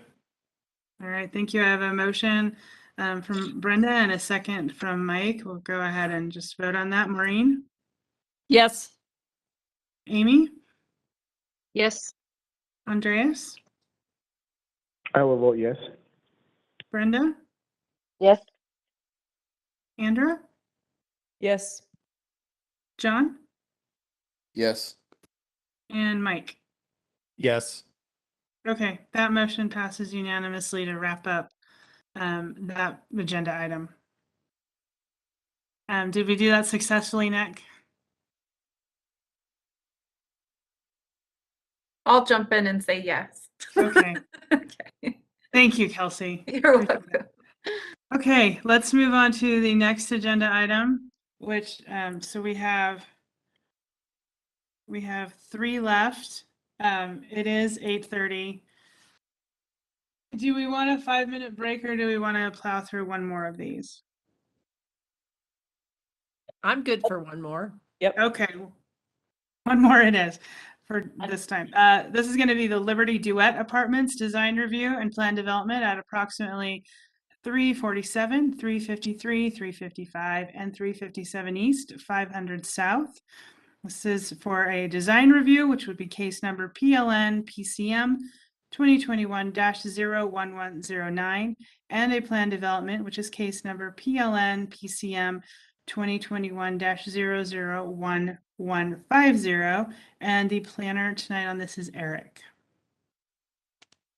Good evening, members of the commission. Yeah, let's see. So we can get this to move forward here. Okay, so yeah, we're looking at 2 different things. This is a request for a 54-unit apartment building, proposed as 60 feet tall, 5 stories, and it's an RMU 45 zone, just east of the public safety building. And there are 2 requests before you. And so the first with design review is for an additional 10 feet of building height. The Planning Commission may allow up to 55 feet through the design review. And then for a reduction in ground floor use along 500 South, you'll see the percentages there on your screen, and also a reduction of along 500 South and Blair Street. And then also a reduction of glass along 500 South and Blair Street as well. And for a separation of 105 feet between entries along Blair Street, where 75 would be required. And to eliminate the need for a 10-foot building step back above 30 feet along 500 South and Blair Street. And we'll look at these more particularly so you don't have to get too caught up in trying to remember them all. But, and then for the plan development, it's to add an additional 5 feet of height. So you'll notice there's height mentioned in both processes. They can stack those 2. So the development would be a proposed 15 feet taller than the base zone would normally allow. And then to reduce the rear yard setback to 10 feet where 30 feet would be required. And to allow for balconies, an awning, and a roof cantilever to encroach up to 5 feet into the front and corner side yard setbacks. Staff is recommending approval with the conditions listed in your staff report. So this here is just the site plan overlaid on top of an aerial to give you a little bit of context. You'll see the public safety building here to the left, Blair Street here, 500 South, of course. And this gives you a little bit of context with the existing parking garage to the east and 2 and 1-story buildings here, and surface parking to the rear. And currently at the site, there's a jewelry store that's gone out of business. So again, this gives you a little bit more context, kind of 3-dimensional. And what you don't see here represented is the 9-story apartments that were recently completed along Blair Street and 4th South as well. This does show the zoning in the vicinity. So the properties are here outlined in yellow, but it does have a number of other zones around it. The PL2 zone where the public safety building is, the TSA zone here, and I'll just mention that again, those are 9-story development, the RMU 45 surrounding it to the east, an RO across the street, which allows up to 60 feet, and then RMU here, and what you don't see behind this table of contents, or I'm sorry, key here is on the corner, there's a 5-story building that's in the RMU zone as well that allows up to 75 feet. So it just gives you a little bit of context of what the vicinity is like. So this in the top left is what's on the property now. And of course, the public safety building, and this shows Blair Street with a little bit of a elevation change between the subject property and Blair Street here. The recently completed development to the north.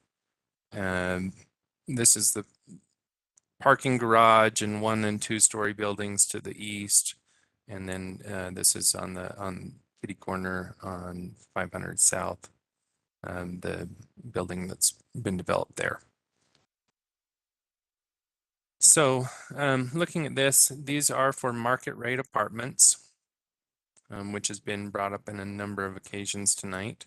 It's in the central community master plan, and I'll note now that that community did not provide official comment to staff on the development or request for it to be heard at one of their community council meetings. The property is just over a ½ acre. It does consist of 4 parcels that will need to be combined, and the developers in the process of that application with the planning department currently. Again, 60 feet tall to the top of that roof structure you see on the image. Ground floor uses will include a fitness center, a lobby and lounge, and then a bike wash and repair and storage facility. And then in addition to parking, which is located interior to the project. In the upper floor is all residential units. It does have 2 outdoor spaces, one kind of this rooftop deck here, and then on the east side, there's an open courtyard above the 2nd floor, kind of creating kind of a U-shaped building, which you don't see in this image, but so 2 open areas. There are 48 interior parking stalls for the development, which does meet the standards for provided parking. And the facade consists of glass, brick, cement fiberboard, the architectural metal paneling you see here and here, and metal awnings, metal along here, and then actually there's a metal awning just above the 1st floor and above the balconies. In looking at the considerations for this building, it's really critical to understand the nature of Blair Street. And Blair Street is unique in that it's a private street, and it was dedicated, it was part of the development of the public safety building. And originally, so this is of course technically a corner property. Again, we're looking right here at these properties. So it's a corner property along 500 South and Blair Street. And so all the design requirements are kind of geared towards a corner development. But really, Blair Street is a private street, but it actually only has access easement for the fire department and public safety buildings, or public safety vehicles. So it's really restricted in access. It would not allow this development to have vehicular access into the site off of Blair Street or anything.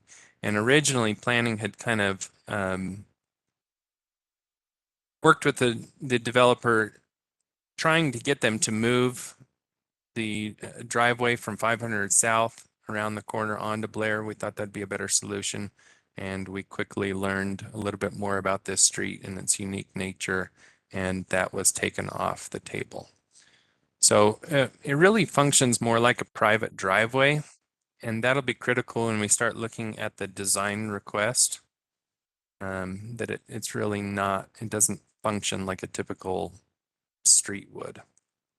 A couple other things about it. There's sidewalk only on the west side of Blair Street, and there's no, this property wouldn't, it doesn't include any, going up to the an area, the right of way that would allow for any additional sidewalks. So everything has to just be provided on their own property.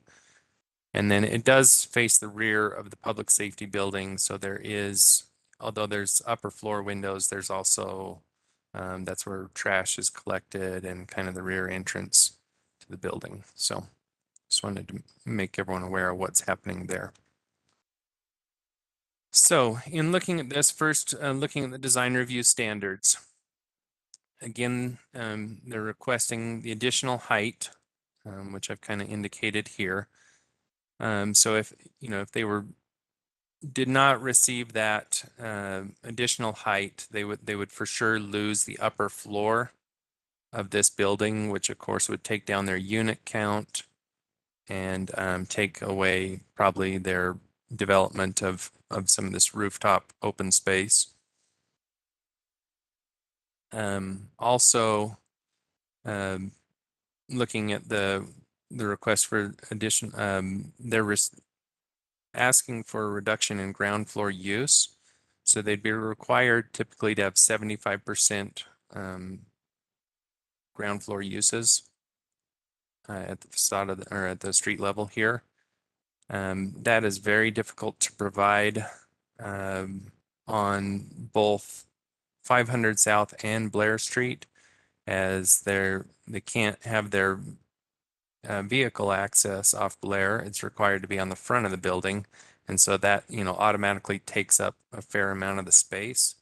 And so by the time they have the stairwell and elevator shaft and some of these other things, it really restricts how much they could provide along 500 South. And then with Blair Street, just due to the narrow lot, they have wrapped some active use here, and at the rear, this is where the bike storage and bike shop is, bike repair shop. But this central area here is all just metal mesh screening to allow for the ventilation of the parking area. And so again, it reduces both the active uses along the ground floor and, moving to the next item, the glass along the ground floor. Also along Blair Street here in red, you can kind of see this separation of doors. Typically they'd be required to be no more than 75 feet apart. And where this is just a parking area in the middle, these doors are 105 feet separation.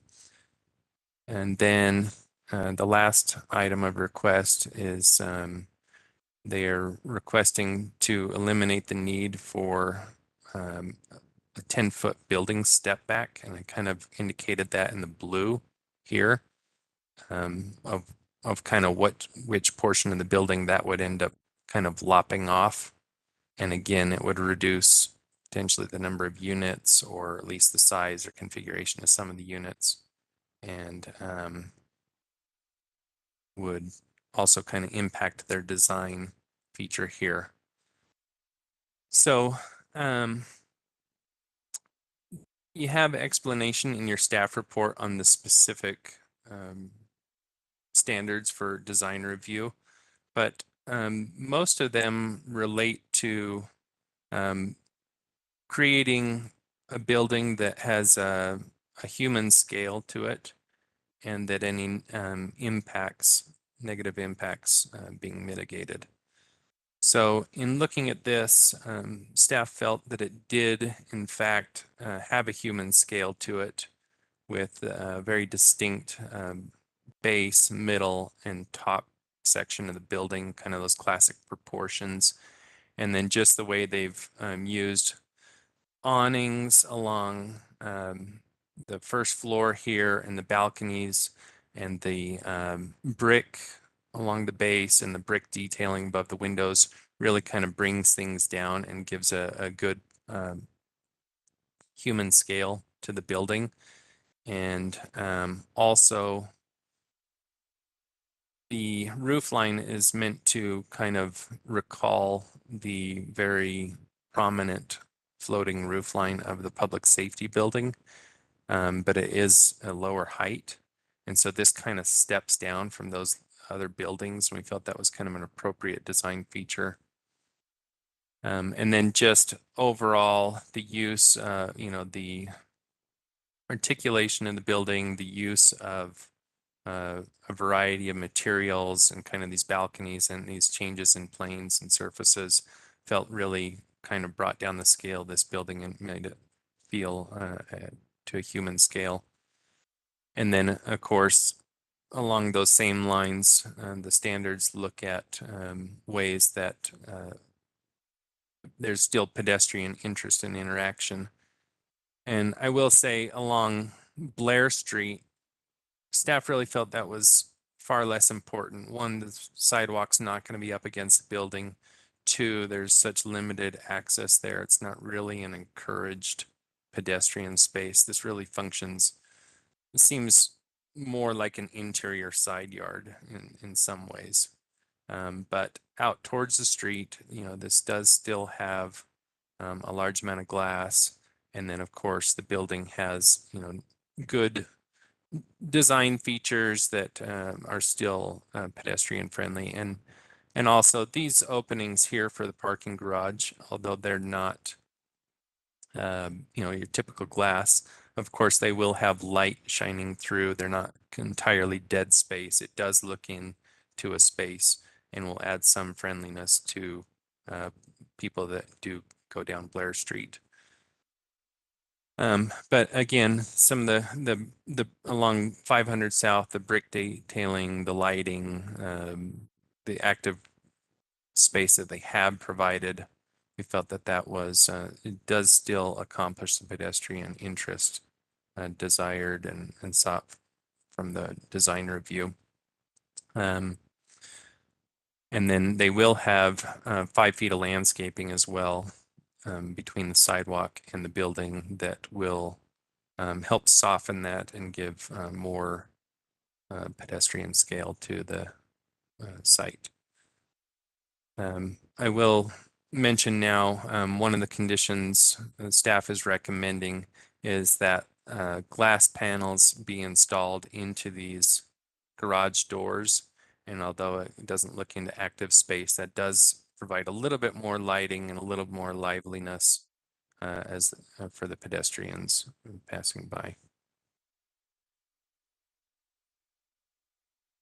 In looking at the plan development, of course, the first thing is they need to meet at least one of the objectives for a plan development and provide a better product than could otherwise be accomplished. And here, staff felt that they meet 3 of those objectives in housing, mobility, and the master plan implementation. One of the standards for housing is that it provides housing not commonly found in the neighborhood, but at a compatible scale. And this development is somewhat unique in that it's proposing what the developer is calling a dual master bedroom configuration. So these are 2-bedroom apartments, but they have, instead of just, a master bedroom and then one that's smaller, that both are master bedrooms. And what that really is intended to do is to facilitate split rent, and that both, roommates would have, large master bedrooms and be able, and have a more affordable product in being able to split rent. So I'm sure the developer can speak more to that. And then also they're meeting objectives for mobility to include improvements that encourage non-automobile transportation. So in addition to being just a block away from mass transit, they've provided pretty substantial bike amenities with a bike repair area, a wash station, and the secure storage. And then the master plan implementation, both looking at Plan Salt Lake and the Central Community Master Plan. Those are listed in your staff report, but really they support initiatives in neighborhoods, growth, housing, transportation, and mobility, air quality, and economy. And again, those are listed in your staff report. In looking at the plan development standards, first looking again at their request, they're looking at additional 5 feet of building height. And really the 5 feet of building height would be to accommodate this kind of floating roof structure. And staff felt that was appropriate as it's, again, kind of related to the public safety building and kind of provides some compatibility and then a visual step down from the taller buildings to the north and to the west towards buildings or potential buildings to the east and south. They're requesting a modification of this rear yard setback. You can see here they're requesting 10 feet where 30 would be required.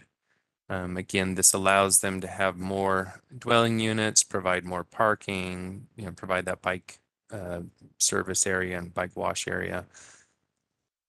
Staff felt this was appropriate and then it was still compatible with neighboring development as immediately to the rear of the property is a surface parking lot for the public safety building. And really there's not any particular impacts that would be created by setting this even further back. There's sufficient yard area, there's open space provided on the second floor and the top floor of the building. And felt, and they've given a plan for all their maintenance and for utilities, and everything fits fine within the setbacks. And we felt this was an appropriate compromise and was still at the scale of neighboring development. And then last was to allow for balconies. You'll see here the balconies, this awning structure here and here, and this roof cantilever to encroach into the required setbacks. So this, again, they wouldn't be going into, it's just their setbacks, not across property lines. Staff felt that this was all compatible based on the information in your staff report, and that the building has been appropriately designed to be compatible with the neighborhood. And then the last two things, just again, they will need to combine the parcels, which they're working on, and a final plan for signage has not been proposed or finalized, and so they would need to do that with staff. So staff is recommending approval based on the following conditions. Garage doors include transparent panels for at least 50% of the width, between 3 and 8 feet from the ground. Parcels be combined prior to beginning construction, and final approval for the signage be delegated to staff to review in accordance with adopted standards and ordinances. And if there's any questions, and if not, I know the applicant is here. Thank you, Eric. Any questions for staff at this time? Yeah, I just have a question, and it's more of a procedural one than anything else, Eric. It looks like we're being asked to make a determination based on both a plan development and a design review. And I'm wondering, and this is related to our last item on the agenda, why these aren't separated into two different motions, given they appear to potentially we could reach a different conclusion on the two items.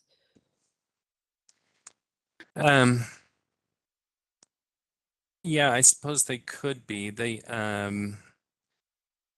the plan development could not be approved without the modifications in the design review, I suppose. And so, and then, yeah, I mean, this design couldn't move forward without both because of the height and the design. So if one doesn't go through, I guess the other one's off the table automatically. Any other questions for staff right now? Okay, so it seems we have two people here for the applicant, Lee Dial and Zach Jones. Which one of you needs? We've got some feedback. Yeah, so hi, I'm Zach Jones. I'm here with my partner, Scott Safford, who will start us off, and then Do any of you need rights to share a presentation, or are you okay? I just passed the presentation ability over to Zach. And Zach, I muted you because I think the feedback is coming from your computer. So I'll unmute you once you're ready to give your presentation. Okay, I will mute myself now too. Go ahead. Okay, perfect.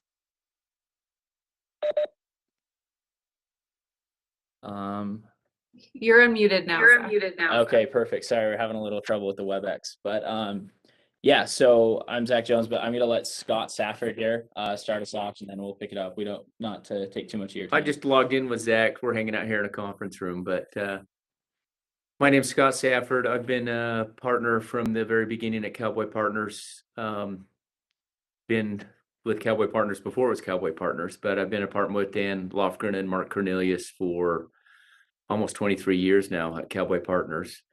I think I'd assume that you're probably aware of our company. We've done a lot of business in downtown Salt Lake. We just actually finished the Liberty Sky project at 151 South Main Street. I think it's the high-rise that is gonna start high-rise construction in downtown Salt Lake.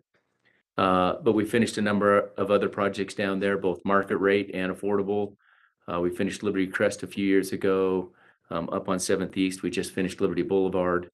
On the affordable side, we've done Liberty City Walk down there, Liberty Metro, Liberty Midtown. We hold a number of projects in downtown Salt Lake City, and we like very much developing and building projects in downtown Salt Lake. It's been one of our sweet spots as we've done development. But we like this project as we continue to try to build compelling places for people to live in downtown.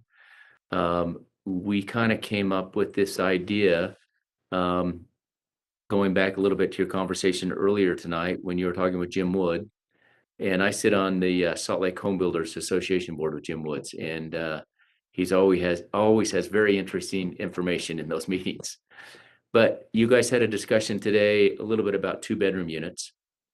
And we've looked at the market because the market's being it's very strong in studios and 1-bedrooms. And we get a lot of inquiries about 2-bedrooms in our projects, Liberty Boulevard, Liberty Crest. So we looked at this project to do a project that is all 2-bedroom units. And we saw the benefit in a number of ways. One, trying to serve a need in downtown Salt Lake City, the need for 2-bedroom units when, again, everything else is studios and 2-bedroom or 1-bedrooms. But also, as we've had the discussion tonight about affordability, all the programs for affordable housing, they're tapped out, they're used, yet we still need to create ways to create affordable housing. And affordable housing isn't necessarily low-income housing, it's affordable housing. So by doing 54 units of 2-bedroom units, which is where the name comes from, Liberty Duet, because it's all 2-bedroom units, because we felt like we could provide a project that would allow roommate situation, which would make living, we had this discussion about the project before, but this is your choice. It's 2-bedroom units. You can find a roommate and have an affordable option to live in downtown Salt Lake. And then also, if you're a couple and you want an office or you have a child, there's an option for that in a 2-bedroom unit as well. So I'll turn the time over to Zach. He's going to give you the details of it, but I just wanted to say hello, and we're excited to put another project in downtown Salt Lake. Yeah, thanks. Hopefully we're on the right page with what we've designed. Of course. Yeah, no, and I'd like to thank everyone here for your time, and Eric, especially. You've been super great to work with throughout this process. So I really appreciate that.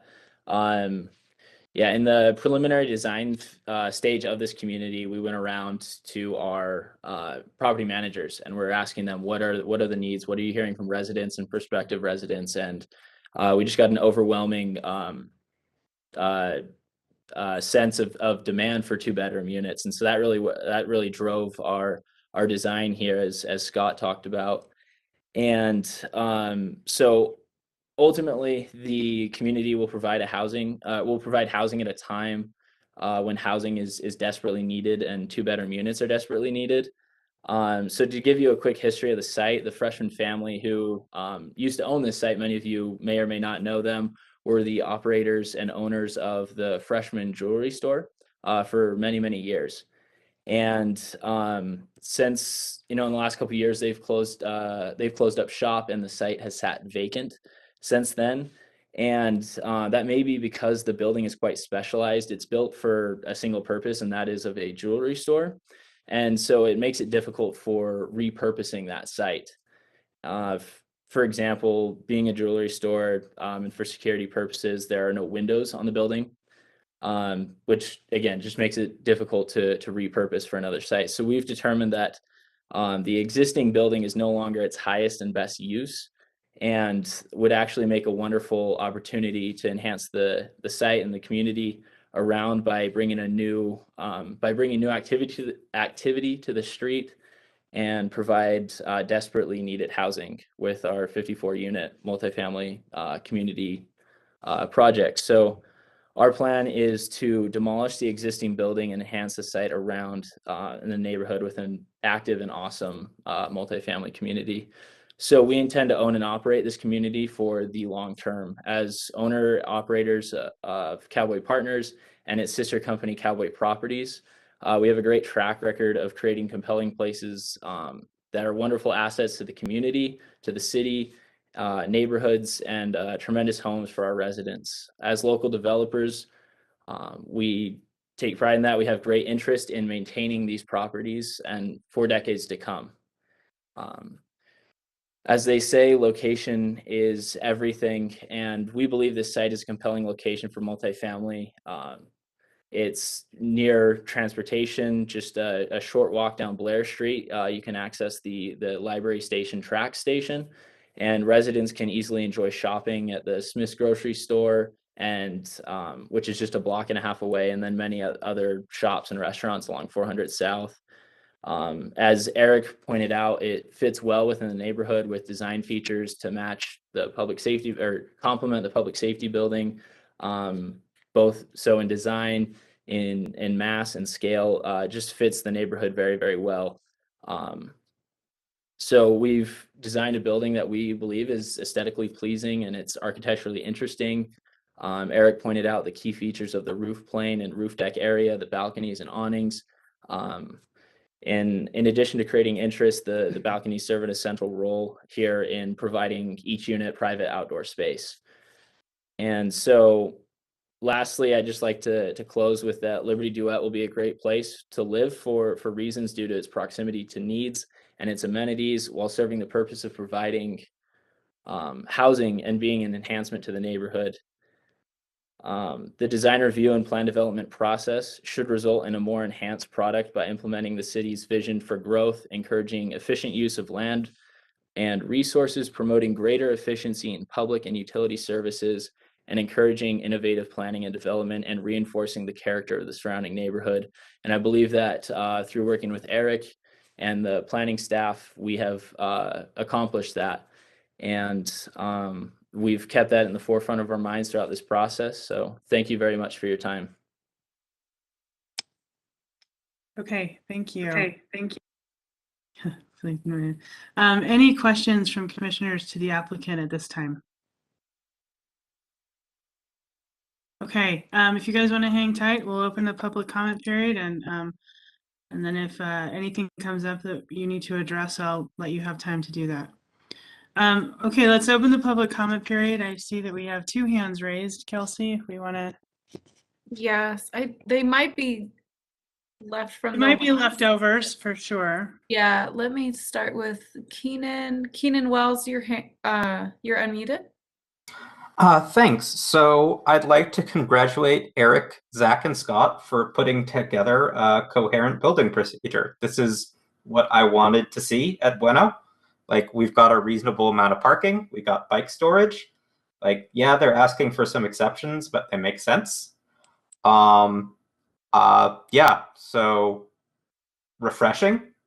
The one thing I'd ask is, these guys have a reasonable amount of parking for their units, and hopefully they did that on their own, but if that was required, could I get an answer as to why these guys did parking right, were required to do parking right, but Bueno wasn't? I will bring that up to to them, yes. I'll bring that up after the public comment period. Oh, I guess he logged off. Oh, or, There you thanks. are. Will you just state your name for the record for me? Oh, Keenan Wells. Perfect, thank you. And I will ask them that when I close the Yeah, public. but also like Eric, good job. Okay, Thank you, Keenan. thank you. All right, Jen Colby, you are unmuted. Would you like to speak on this item? All right. Thank you, Jen. Might have been a leftover. Any written comments? No, not at this time. Okay, with that, I will close the public comment period.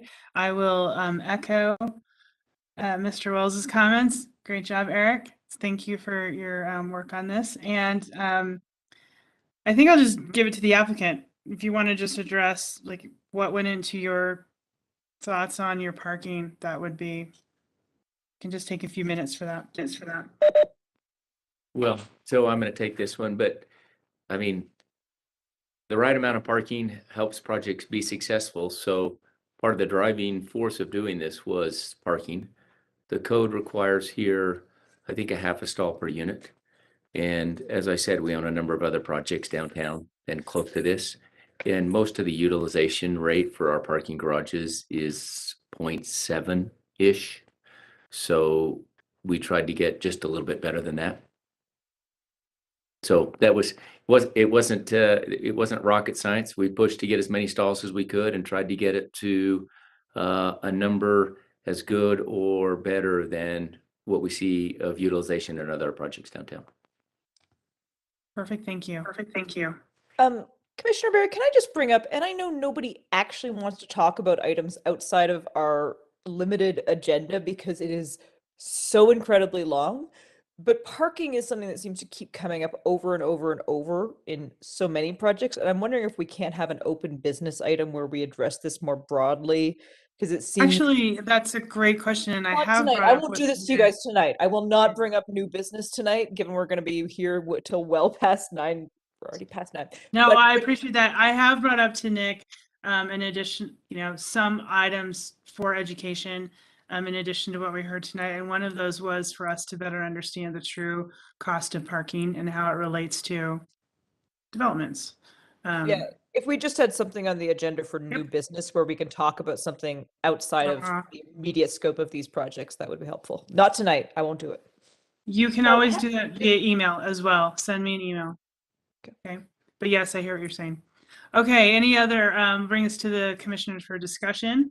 Any discussion to this project?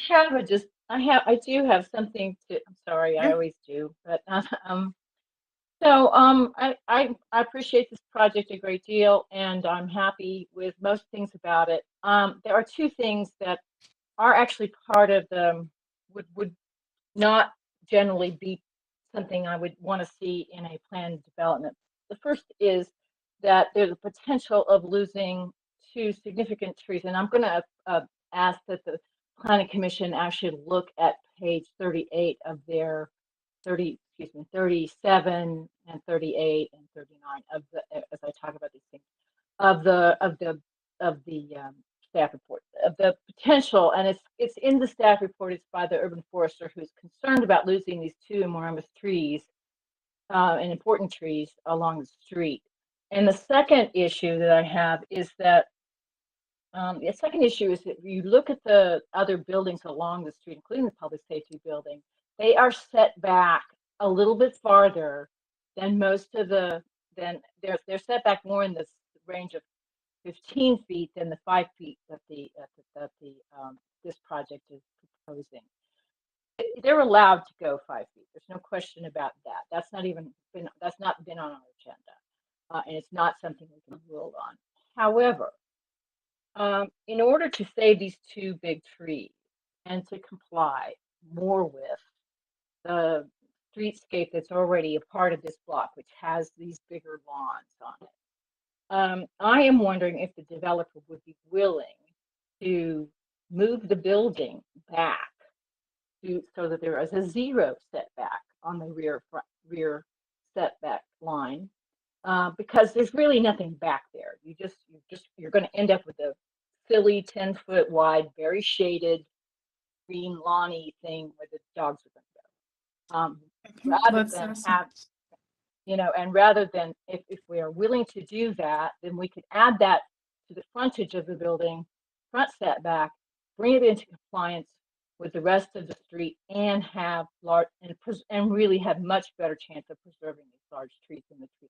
Okay, let's ask them if the applicant wishes to respond to that. Thanks, Brenda, for your comments. The problem is if we take the 10-foot setback out of the back, we have a building code problem because in order to have units and windows back there, we have to be 10 feet off the property line. But you don't So have an if we adjacent put- building, right? What's that? You don't have an adjacent building. No, but we have to be 10 feet off the property line to have windows in the back because somebody could come in on the property behind us and build on the property line without windows. So building code requires that. That's why we picked 10 feet. I mean, we didn't pick 10 feet arbitrarily because I do agree it's going to be ice station zebra in the wintertime, but building code forced that one. Now, Okay, we've done it before. We've done it before where we've gone in and we've had a friendly neighbor and we've gone in and done a 5-foot setback, but then they've had to do a 5-foot setback on their property to not build in it. And so we've been 5 feet off. the Neighbor property. here is the public safety building, right? If the public safety building came in and said they'd give a 10-foot easement or a no build easement for 10 feet, then we could push back to the back and we'd have no problem with that, but you'd have to have a 10-foot easement from the public safety and parking lot for not building because of the fire code, the 10-foot setback for windows. Understand. Okay. Would you do that with the police? My only issue with that is that we'd like to get going with it, and I think you could end up in that for months. Because they have to go through a public process, wouldn't it? And even though we're gonna lose some trees out front, we're gonna come back out and replant with trees. I mean, we need it to look nice too. Yeah, but let me quote from the actual staff report, which is very clear that losing those trees is an issue. And so the department review says, though not specifically stated on the plan, it appears that they intend to remove all existing trees on the property, including the 2 public right-of-way maple trees on 500 South, and replace them with 3 little 2-inch Zelkova.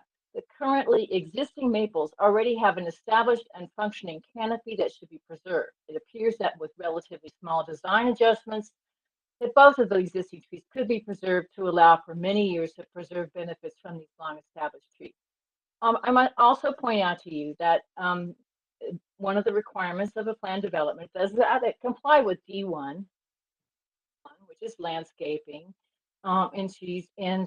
which reads, whether mature native trees located along the periphery of the property and along the street are preserved and maintained. So in fact, this is not, I mean, it's a sort of friendly suggestion, but it's also a more or less a requirement of the plan. I didn't hear the last part, but Zach said that we could keep one of those trees. We just have to trim it back quite a bit. The other one is actually in the drive aisle, so even if we push the building back, we'd lose one of them. But we could work to trim to keep the other one. We just have to trim it back. I think it's a pretty bushy tree. But we could keep it and trim it. Okay, thank you for that. Any other comments from commissioners? Andrew? I'd like to make a motion. Oh, okay. Given the late hour and that we have reviewed this, we've spent quite a bit of time on this. So based on the findings listed in the staff report, the information presented, and the input received during the public hearing, I move that the Planning Commission approve the design review and plan development request for the Liberty Duet project located at approximately 353 East 500 South for petitions PLN PCM 2021-01109 and PLN PCM 2021-01150, subject to complying with the following conditions listed in the staff report. The garage doors include transparent panels for at least 50% of the width between 3 feet and 8 feet from the ground. 2, the parcels be combined prior to beginning construction. And 3, final approval for signage be delegated to staff to review in accordance with adopted standards and ordinances. I'll second that. Okay, I have a motion. Can I probably, this is probably really against No, sorry, we protocol. actually have a motion on the table, so we can't do we can't, I'm sorry, we can't do that. So I do have a motion from Andra and a second from Mike. Any discussion to this motion from commissioners? Okay, let's do a vote. Amy? Yes. John? Yes. Brenda? You know, I have to say that I think the fact that it's late at night does not give us allow us to disregard the requirements of a project. So I'm going to vote no. You vote no? Okay, you cut out. I didn't. Yes, I vote no. Okay, I think I got it now. Maureen? Yes. Mike? Yes. Andra? Yes. Andreas? I'll vote yes. Okay, that motion passes 6-1. Cowboy Partners, you're good to move forward on that. Can I Hey, ask one hey. question? Can I ask one question? And Yeah, you can now. Go ahead. this is- So with the transparent glass, Zach was under the impression it was translucent because owning a lot of projects in Salt Lake, we get a lot of car theft, car break-ins. Does that glass, is that I think you can transparent? work Is that out see-through with or Eric. translucent? Okay. Okay. Yeah, I think translucent or transparent is in the weeds that I don't think the commissioners are going to really weigh in on. So yeah, please work that out with Eric to get what you need. Okay. Thank you very much. Thank you all. I'm going to apologize to everybody who is still remaining. I appreciate everyone's patience, but I think we all need a 5-minute break again. So please be prompt and come back at 9:19. Right? Thanks, No, Amy. 9:19. And Amy, can we fix the echo issue in this next 5 minutes? it was their computer. Oh, I see. Got it. Okay. So thank I you. don't think it'll reoccur. So Okay, awesome. Thanks. all right, see you in 5.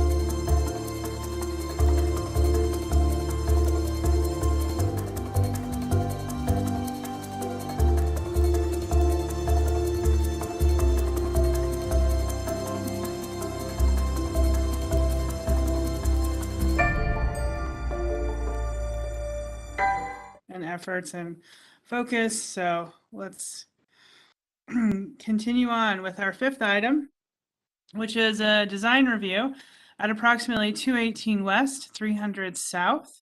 This is case number PLN PCM 2021-01023, and the planner tonight on this is Megan.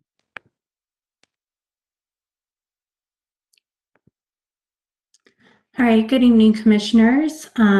The project I'm presenting is located again at 218 West 300 South.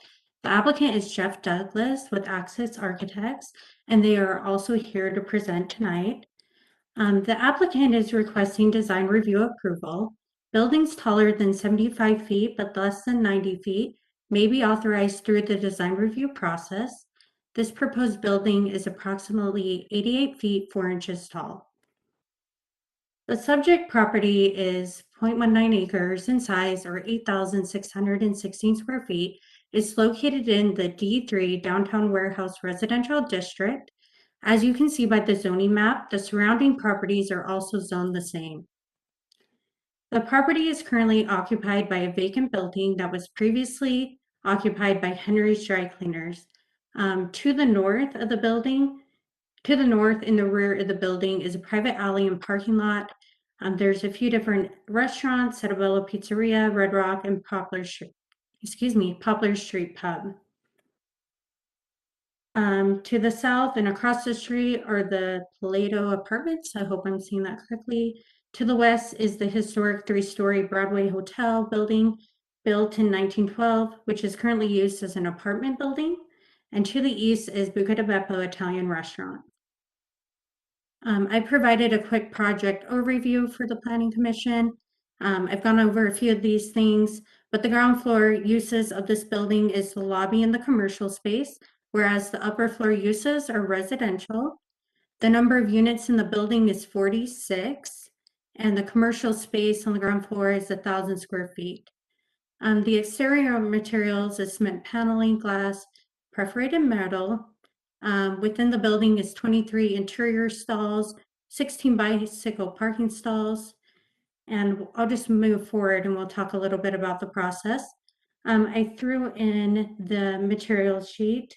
The building materials again include concrete fiber cement paneling, which is light gray, decorated perforated paneling, dark gray metal, concrete masonry, fiber cement, and glass, which are all listed as high quality materials. The building also has a rooftop balcony and patio area with a large, it's going to have large plants and seating for residents. This is also being used to meet their open space requirement. Taking a look at the site plan, the parking garage is going to be rear loaded from 200 West. This project is located on an existing alleyway, but not on a proposed mid-block walkway. There is one near it. The applicant is proposing new hardscape improvements for the alleyway and access to the parking garage. The alleyway is private and it has a shared access easement. I'm going to go back really quickly.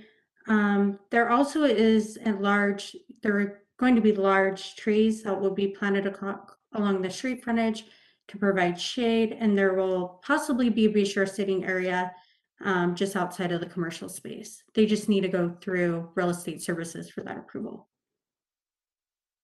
The key consideration for this application are the standards of review, including the master plan, the D3 development standards, and meeting the standards at 21A59, the design review.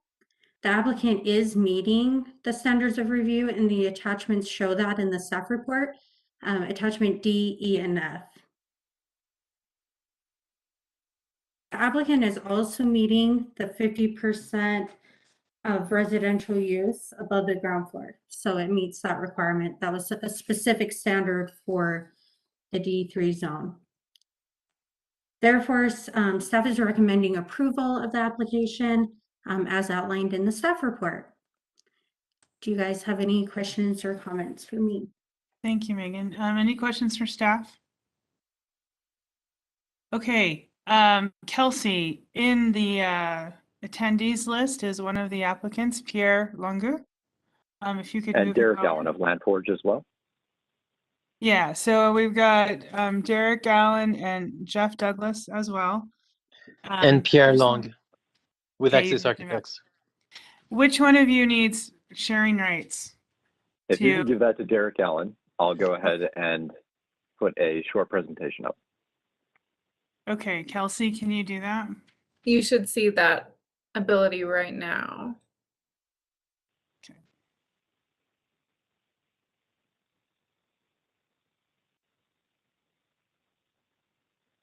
Yeah. Okay, Kelsey, where would I see that? At the bottom of the screen, you should see a share option. I do. There you go. Okay. Okay, you guys have 10 minutes. Go ahead. All right. Thank you for that. And thank you, Megan. This is Derek Allen with Landforge. As you mentioned, I'm joined with my colleagues, Pierre Long and Jeff Douglas from Access Architects.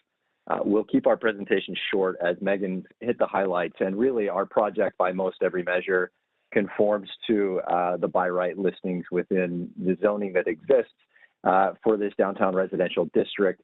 We are looking for a modest height increase based on design review today. We've shared some of the architecture that you've seen. We want to delve into that just a little bit more, provide some color and some context with what we hope to create.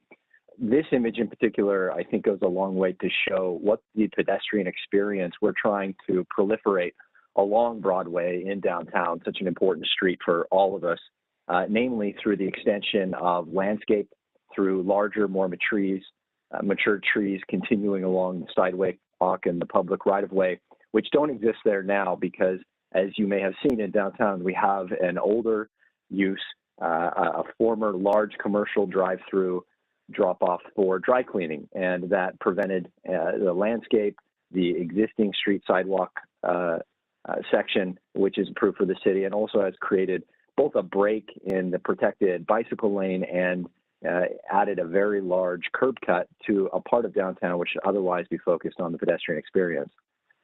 So that's important for us to resolve in what we're doing here. And also, given its location, wanting to create a 360-degree experience with how the architectural expression is received by those in downtown who view this building in this area.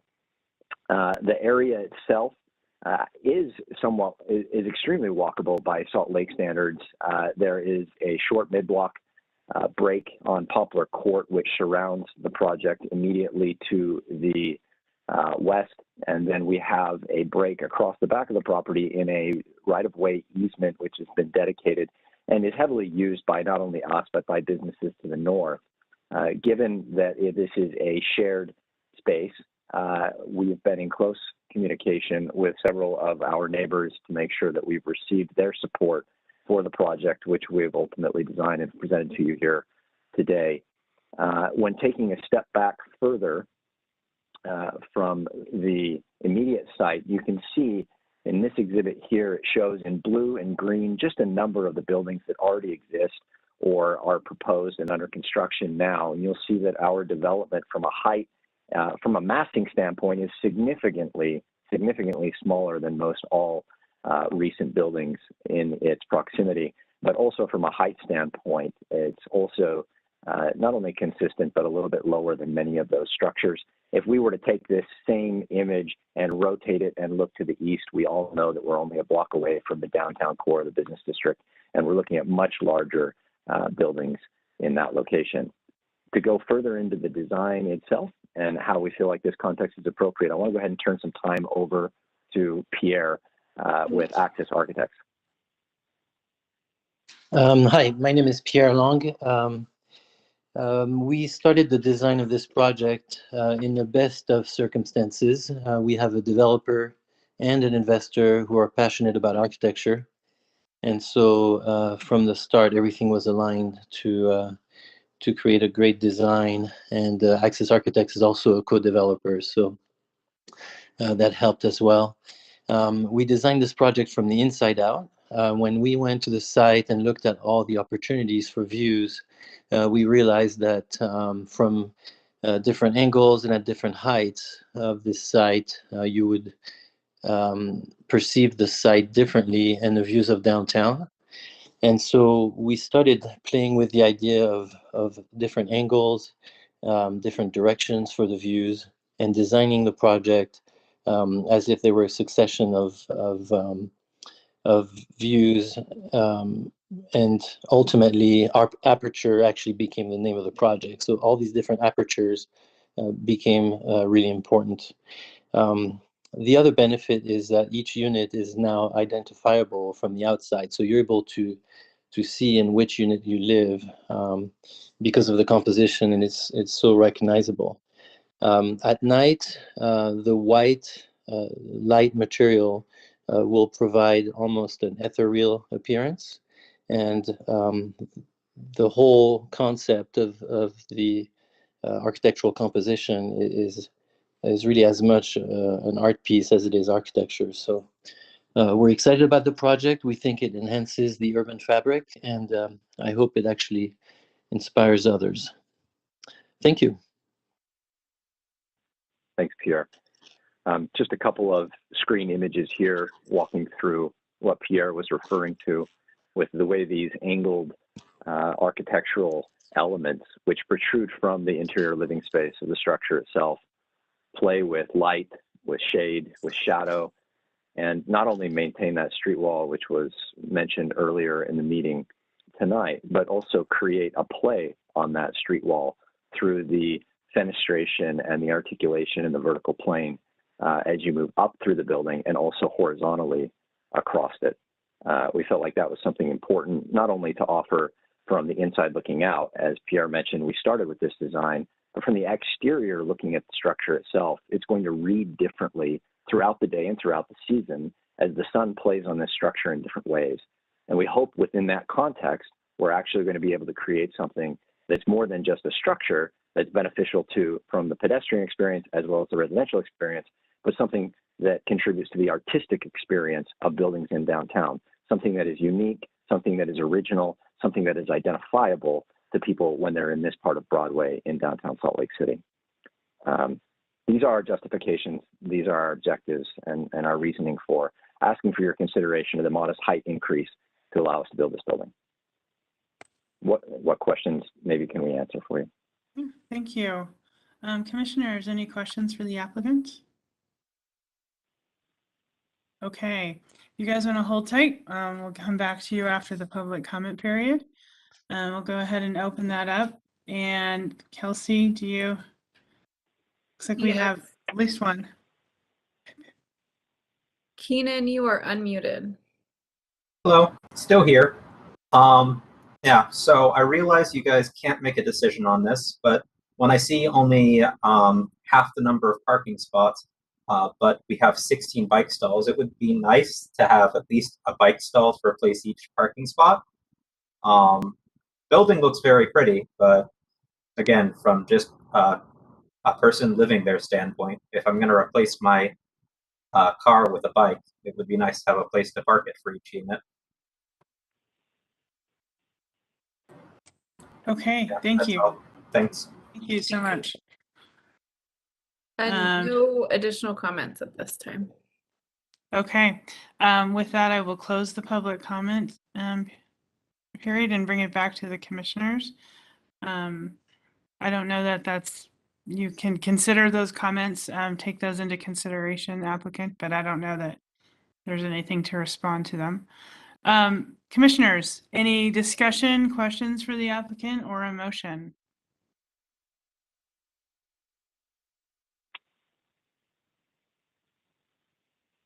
I will make a motion if you give me half a sec to open the motion sheet. I will. I'm very Quick fast. question while she's looking for the motion. It has nothing to do with the approval, but the can you explain a little bit the stacked parking thing in the basement? How does that work? Is that elevators or what? Can I respond to that? Oh, absolutely. Yeah, we don't have a motion yet. Go ahead. Sure. This is a mechanical parking system for a portion of the vehicles inside the parking structure. It's something we've included in our Silicon Valley projects on multiple occasions, and they're not stackers. One of the problems with stackers when thinking about parking is what do you do with the vehicles that are beneath it or around it? They're essentially a form of tandem parking, which don't yield additional efficiencies when it comes to parking. The benefit of mechanical parking is that it allows the vehicles which are parked up in space to go left and right, as well as up and down. This means that nobody else has to remove their vehicle for you to remove yours. That's the practical aspect of using the floor-to-floor heights we generally have in buildings more efficiently, so that we're using more of our scarce land for its intended use as opposed to its parking use, while still accommodating those parking needs. The flip side of that, and it's more than a silver lining, the benefit that we've seen from utilizing mechanical parking in part to satisfy our parking needs is that it provides the infrastructure for future types of vehicles to be accommodated within a building. And if you think about the dramatic shift that we'll be going through over the next 20 years, certainly within the time frame of a 100-year building, of vehicles moving away from internal combustion to electric vehicle charging, if you don't have that infrastructure that's already in place inside the buildings that you're creating now, you're going to have a problem coming down the line. And this mechanical parking system allows us to ensure that every single parking space itself is eligible and able to be charged in an electrical vehicle charging scenario. There's other considerations that go into it. If you can't tell, we've implemented this system multiple times, so we've gone through the learning curve, and we have a pretty good sense of what needs to be done to make it effective, both for users who are accustomed to traditional at-grade parking, as well as future-proofing, power outage proofing, and everything else that goes along with making sure that people's car is there when they need it, that it's safe, and that it's charged. Hey, thank you, Mr. Allen. Can we count this? That was excellent. Can we count this as part of our commissioner continuing education? It was so informative. Well, there's more. Maybe we'll invite Mr. Allen back to give us some more formal education on this. But that's a good point. All right. No, seriously, thank you. Okay, I'm going to go ahead and make a motion. ahead. Based on the information in this staff report, the planning staff recommends that the planning commission approve the approval subject to complying with all applicable regulations and the conditions below. Final approval of the plans shall be delegated to planning staff to ensure compliance with the zoning standards and conditions of approval, including signage and lighting. Condition 2, approval is for the specific items discussed and identified in the staff report. All other applicable zoning regulations and requirements from other city departments still apply. I'll second that. Okay, I have a motion from Andra and a second from Maureen. Any discussion to that? That does not seem to go according to form. I felt the same way as I was reading it. Awkward, it's awkward, but that's how it's written. I think I think it usually is I. It's usually an I in the. I'm sorry, I didn't think. Oh, no. You read it exactly right. It just. But maybe I should have thought before I read. No. I will. I'll You're bring not that allowed up. to improvise too much. No. We've asked for that. I'll bring that up in future discussions with them. It says based on the information in the staff report, the planning staff recommends. As opposed That's to not. I. Yeah, you're right. That's what exactly. What Can I void my motion? Is that possible? And rephrase? You know what? Go ahead. Amend it. Amend it. I'm sorry. I just don't want to have to bring this back for some silly. No, reason. that's fine.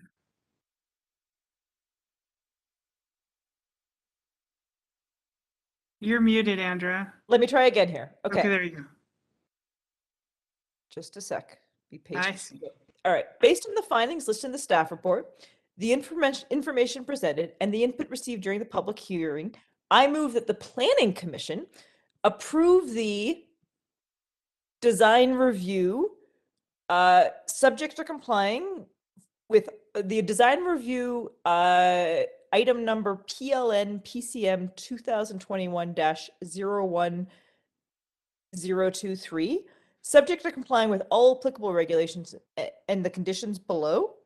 The conditions being final approval of the plan shall be delegated to planning staff to ensure compliance with the zoning standards and conditions of approval, including signage and lighting.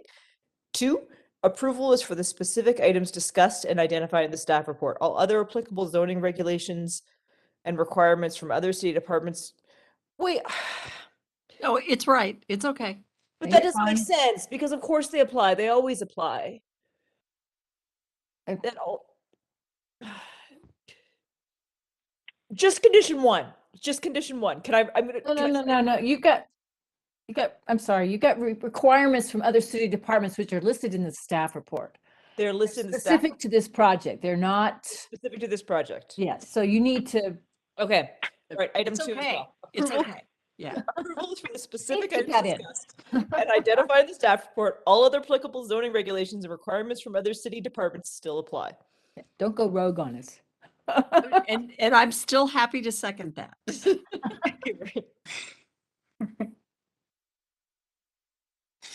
Okay, so we have a motion from Andra and a second from Maureen. And I think we're all good with. Let's take a vote. Andreas.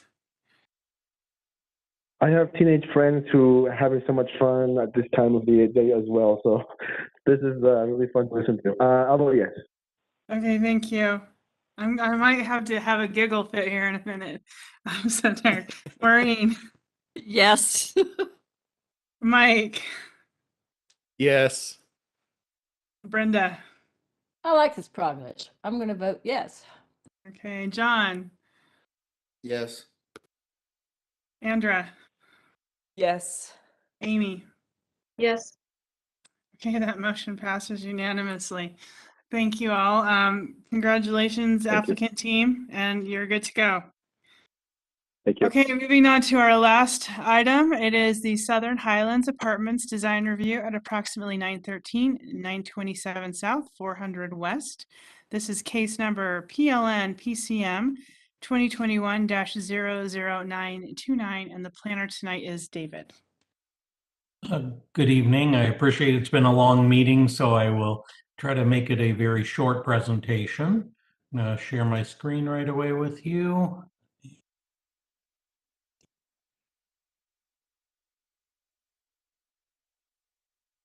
Okay.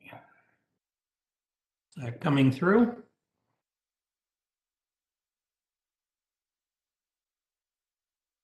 Is my Yes, we screen can being- see it. okay. Mhm. Okay, so this is the Southern Highlands Apartments Design Review, and you noted the addresses 913 South and 927 South, 400 West.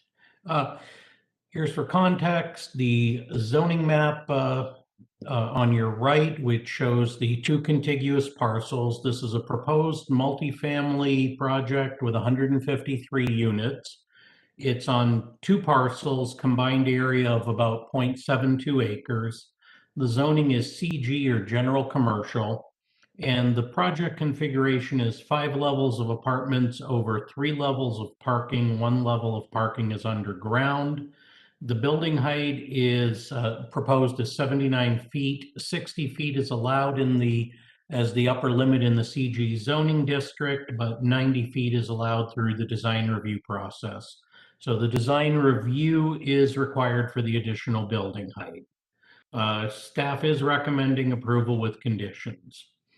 Here's a rendering of the project seen as roughly from the southwest corner.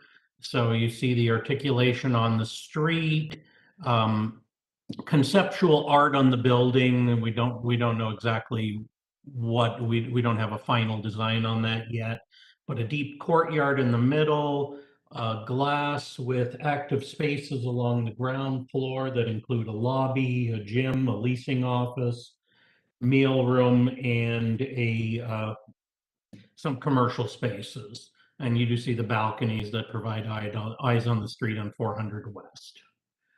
A picture of the site plan. These, of course, are included in more detail in your staff report packet, but it shows where trees will be located both along 900 South and 400 West. And then the landscaping on the site.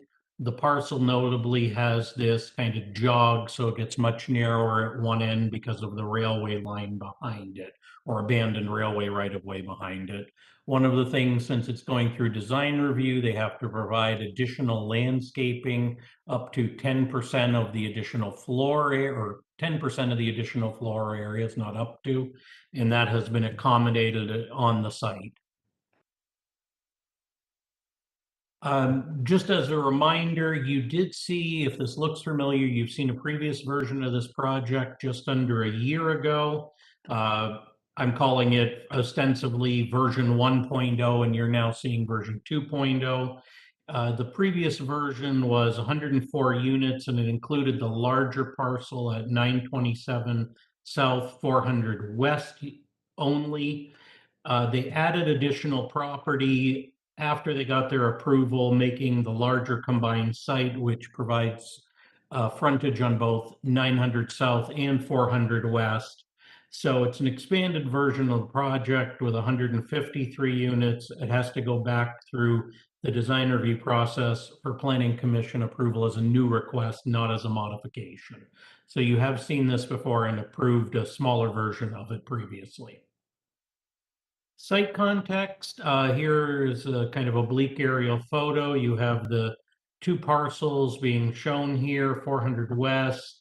Just to the northwest, you have the VOA Youth Homeless Resource Center, and the Salt Lake City Fleet Block on the other side of 900 South. And then what we've labeled unused railway corridor. This eventually crosses 300 West a little farther south, and then continues up this 400 West alignment.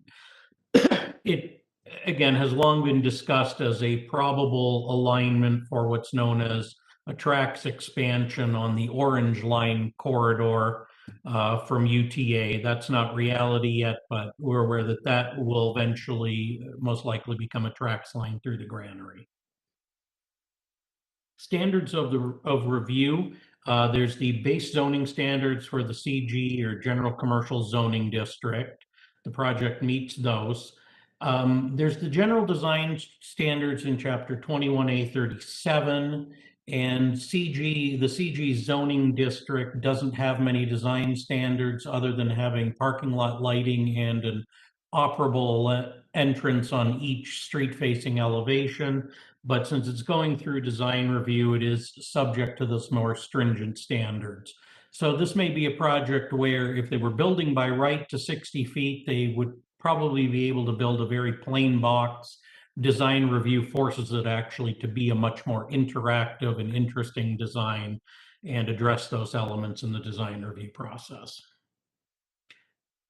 Compliance with standards. The proposed development is supported by city plans and policies. It won't be incompatible with adjacent development, and it does comply with those base zoning standards for the CG zoning district, those general design standards, and the standards for design review.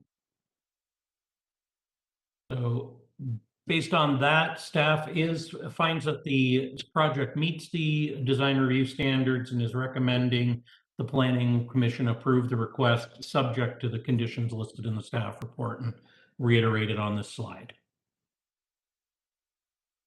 Okay, thanks, David. Any questions for staff at this time?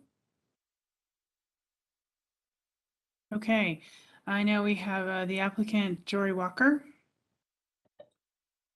Do you need Yeah, Mark Garza. Oh, that's not who was on my list, so. Okay, No problem. I'll actually kick us off. I'm going to open my door. I got a little echo going into my. Okay. Mark, would you like presenter ability? No, I don't think so. I think David did a wonderful job, and I'm hoping that, as he mentioned, having most of you that I recognize seeing this project before, we took all of your comments and really introduced them into this new design. As we had mentioned in our previous application before you, we had tried to acquire that corner lot while we were going through the process, and it was actually under contract and they were working with another buyer. That contract then fell out after we got our approvals. We quickly jumped in and came and grabbed that piece.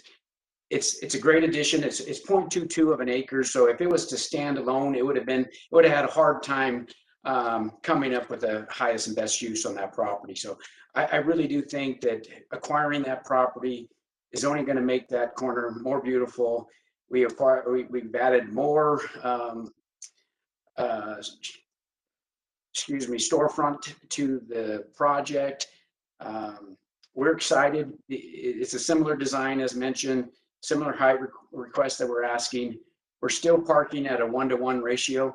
We actually, that's again, the reason coming out of the ground, the 3 levels of parking. The zone doesn't require that much parking, but we believe it's necessary.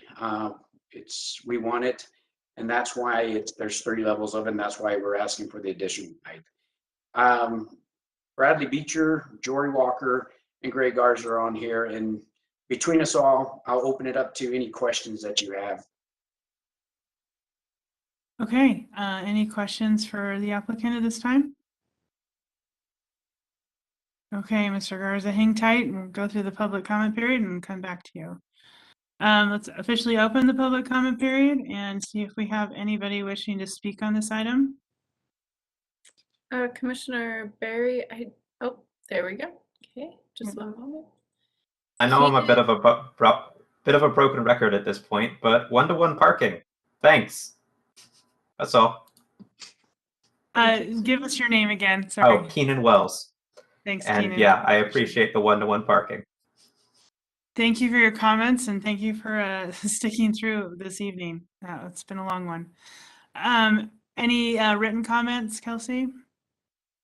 No, Commissioner Barry. Okay, with that, I will close the public comment period and bring it back to the commission for a discussion or a motion. I would note, just for the record, Commissioner Barry, Chairwoman Barry, we did not get any public written comments on this one. On the previous version, we only got one, and this was resent to the community organizations, of course, and no comments, nor did they request it on a meeting. Okay, thank you for that clarification. Okay, commissioners, anybody want to speak up? Yeah. I'm concerned about the facade on 900 South because in fact, it's a pretty lousy facade and that is the major street frontage for this property. The lovely graphic, however it's done, is actually on the southern part of the building, where there is not a lot of, that's not really the frontage, I mean, of this building. So, and the eastern facade is very interesting and has a lot of good things going on for it. Is it western? Sorry, it's western facade. Yeah, the west elevation is interesting and has a lot of things going on for it. But the part people will actually see on 900 South looks a lot like the side of a building. So I am concerned about that and wanting to see much more of the sense of what's going on the west elevation, on the north elevation. Okay, Mr. Garza, did you want to? I might turn to Jory Walker to maybe offer some insight on the architecture side of the things. Jory, you on? I'm here. Yep. Hey guys. No, we talked about that. We were trying to decide which streetscape should have the mural and how should we deal with that. I think we're open to suggestions. And if you think that corner is more important to have some murals and some more stuff on it, we are totally cool with your suggestion. But I do think that. I think the facade on the west elevation, you know, it seems like this is, you know, on 400 West, you would think it's a big deal, but this particular part of 400, is it 400 West, I guess. Well, Brenda, it's so funny, Brenda, because as you say that, we were trying to figure out where was the front door. Yeah. And we're like, because right now there's no front door. Yeah. Because we're in a ghetto. I wouldn't fess up to that. We're in a ghetto, right? So, you know, we were trying to figure out where do you want to do the mural, and I feel so comfortable if you think that's the front door. Well, that's the part that faces 900 West, which is the part that 900 South is developing. Right. It's developing as a new 9th and 9th. Right. It's I agree. really the No, part I that's totally get it. Commercial. It's the part where people are doing walkable things. Yep, And I get it. before you didn't have that, they didn't have that elevation. You didn't go up that far north. Right. Now you do. And what I see now is not making me too happy. So Yeah. I would like to we're trying to figure that piece out because we're trying to figure out where is the front door. And we're thinking, well, maybe this is, and because we were trying to look at what's existing, but maybe in the future, probably that might be the front door. And we were more than comfortable with moving the mural to that area. Yeah, and I'm sorry, I misunderstood the question. I thought you were talking more about the architecture. Yeah, if it's simply reapplying where that mural is to go, that I'm very comfortable Well, with. that would help a lot, but I also think we, a little more attention to the openings on that side as well. Not that you have to have your entrance there, because I think Brenda, we have, right now, we have all that, the whole corner, that whole corner is wrapped with storefront. the north side. Yeah, no, the corner you're talking about facing that area, we have that's all wrapped with storefront. So we can definitely move the mural to that area. Okay, so you have a leasing office there, or no, I'm sorry, that's not. Well, we have retail wrapping that area. It depends on where we put things. We definitely put that there. If I would like to see some storefront on that, on the Yeah, northern side. that'd be cool. I agree. I get what you're saying. That's cool. Right. And I would suggest that we refer this back to staff for their final approval on that particular design issue. I'm just speaking to the planning commission at this point. Okay. And it's not really retail. It's going to be more amenities for the apartment complex. It doesn't have to be retail right now, but maybe in the future. Well, exactly. Right now, there's no one there, but in the future, it will be. Right. I agree. Totally agree. Okay. Thank you. Commissioners, any other comments or questions, or if Commissioner Scheer would like to make a motion with Yes, additional. I knew you were going to do that. Hold on a second. I've got to find it.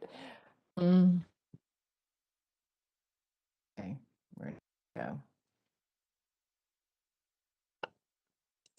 There it is. Now, how do I get my thing over there? Okay.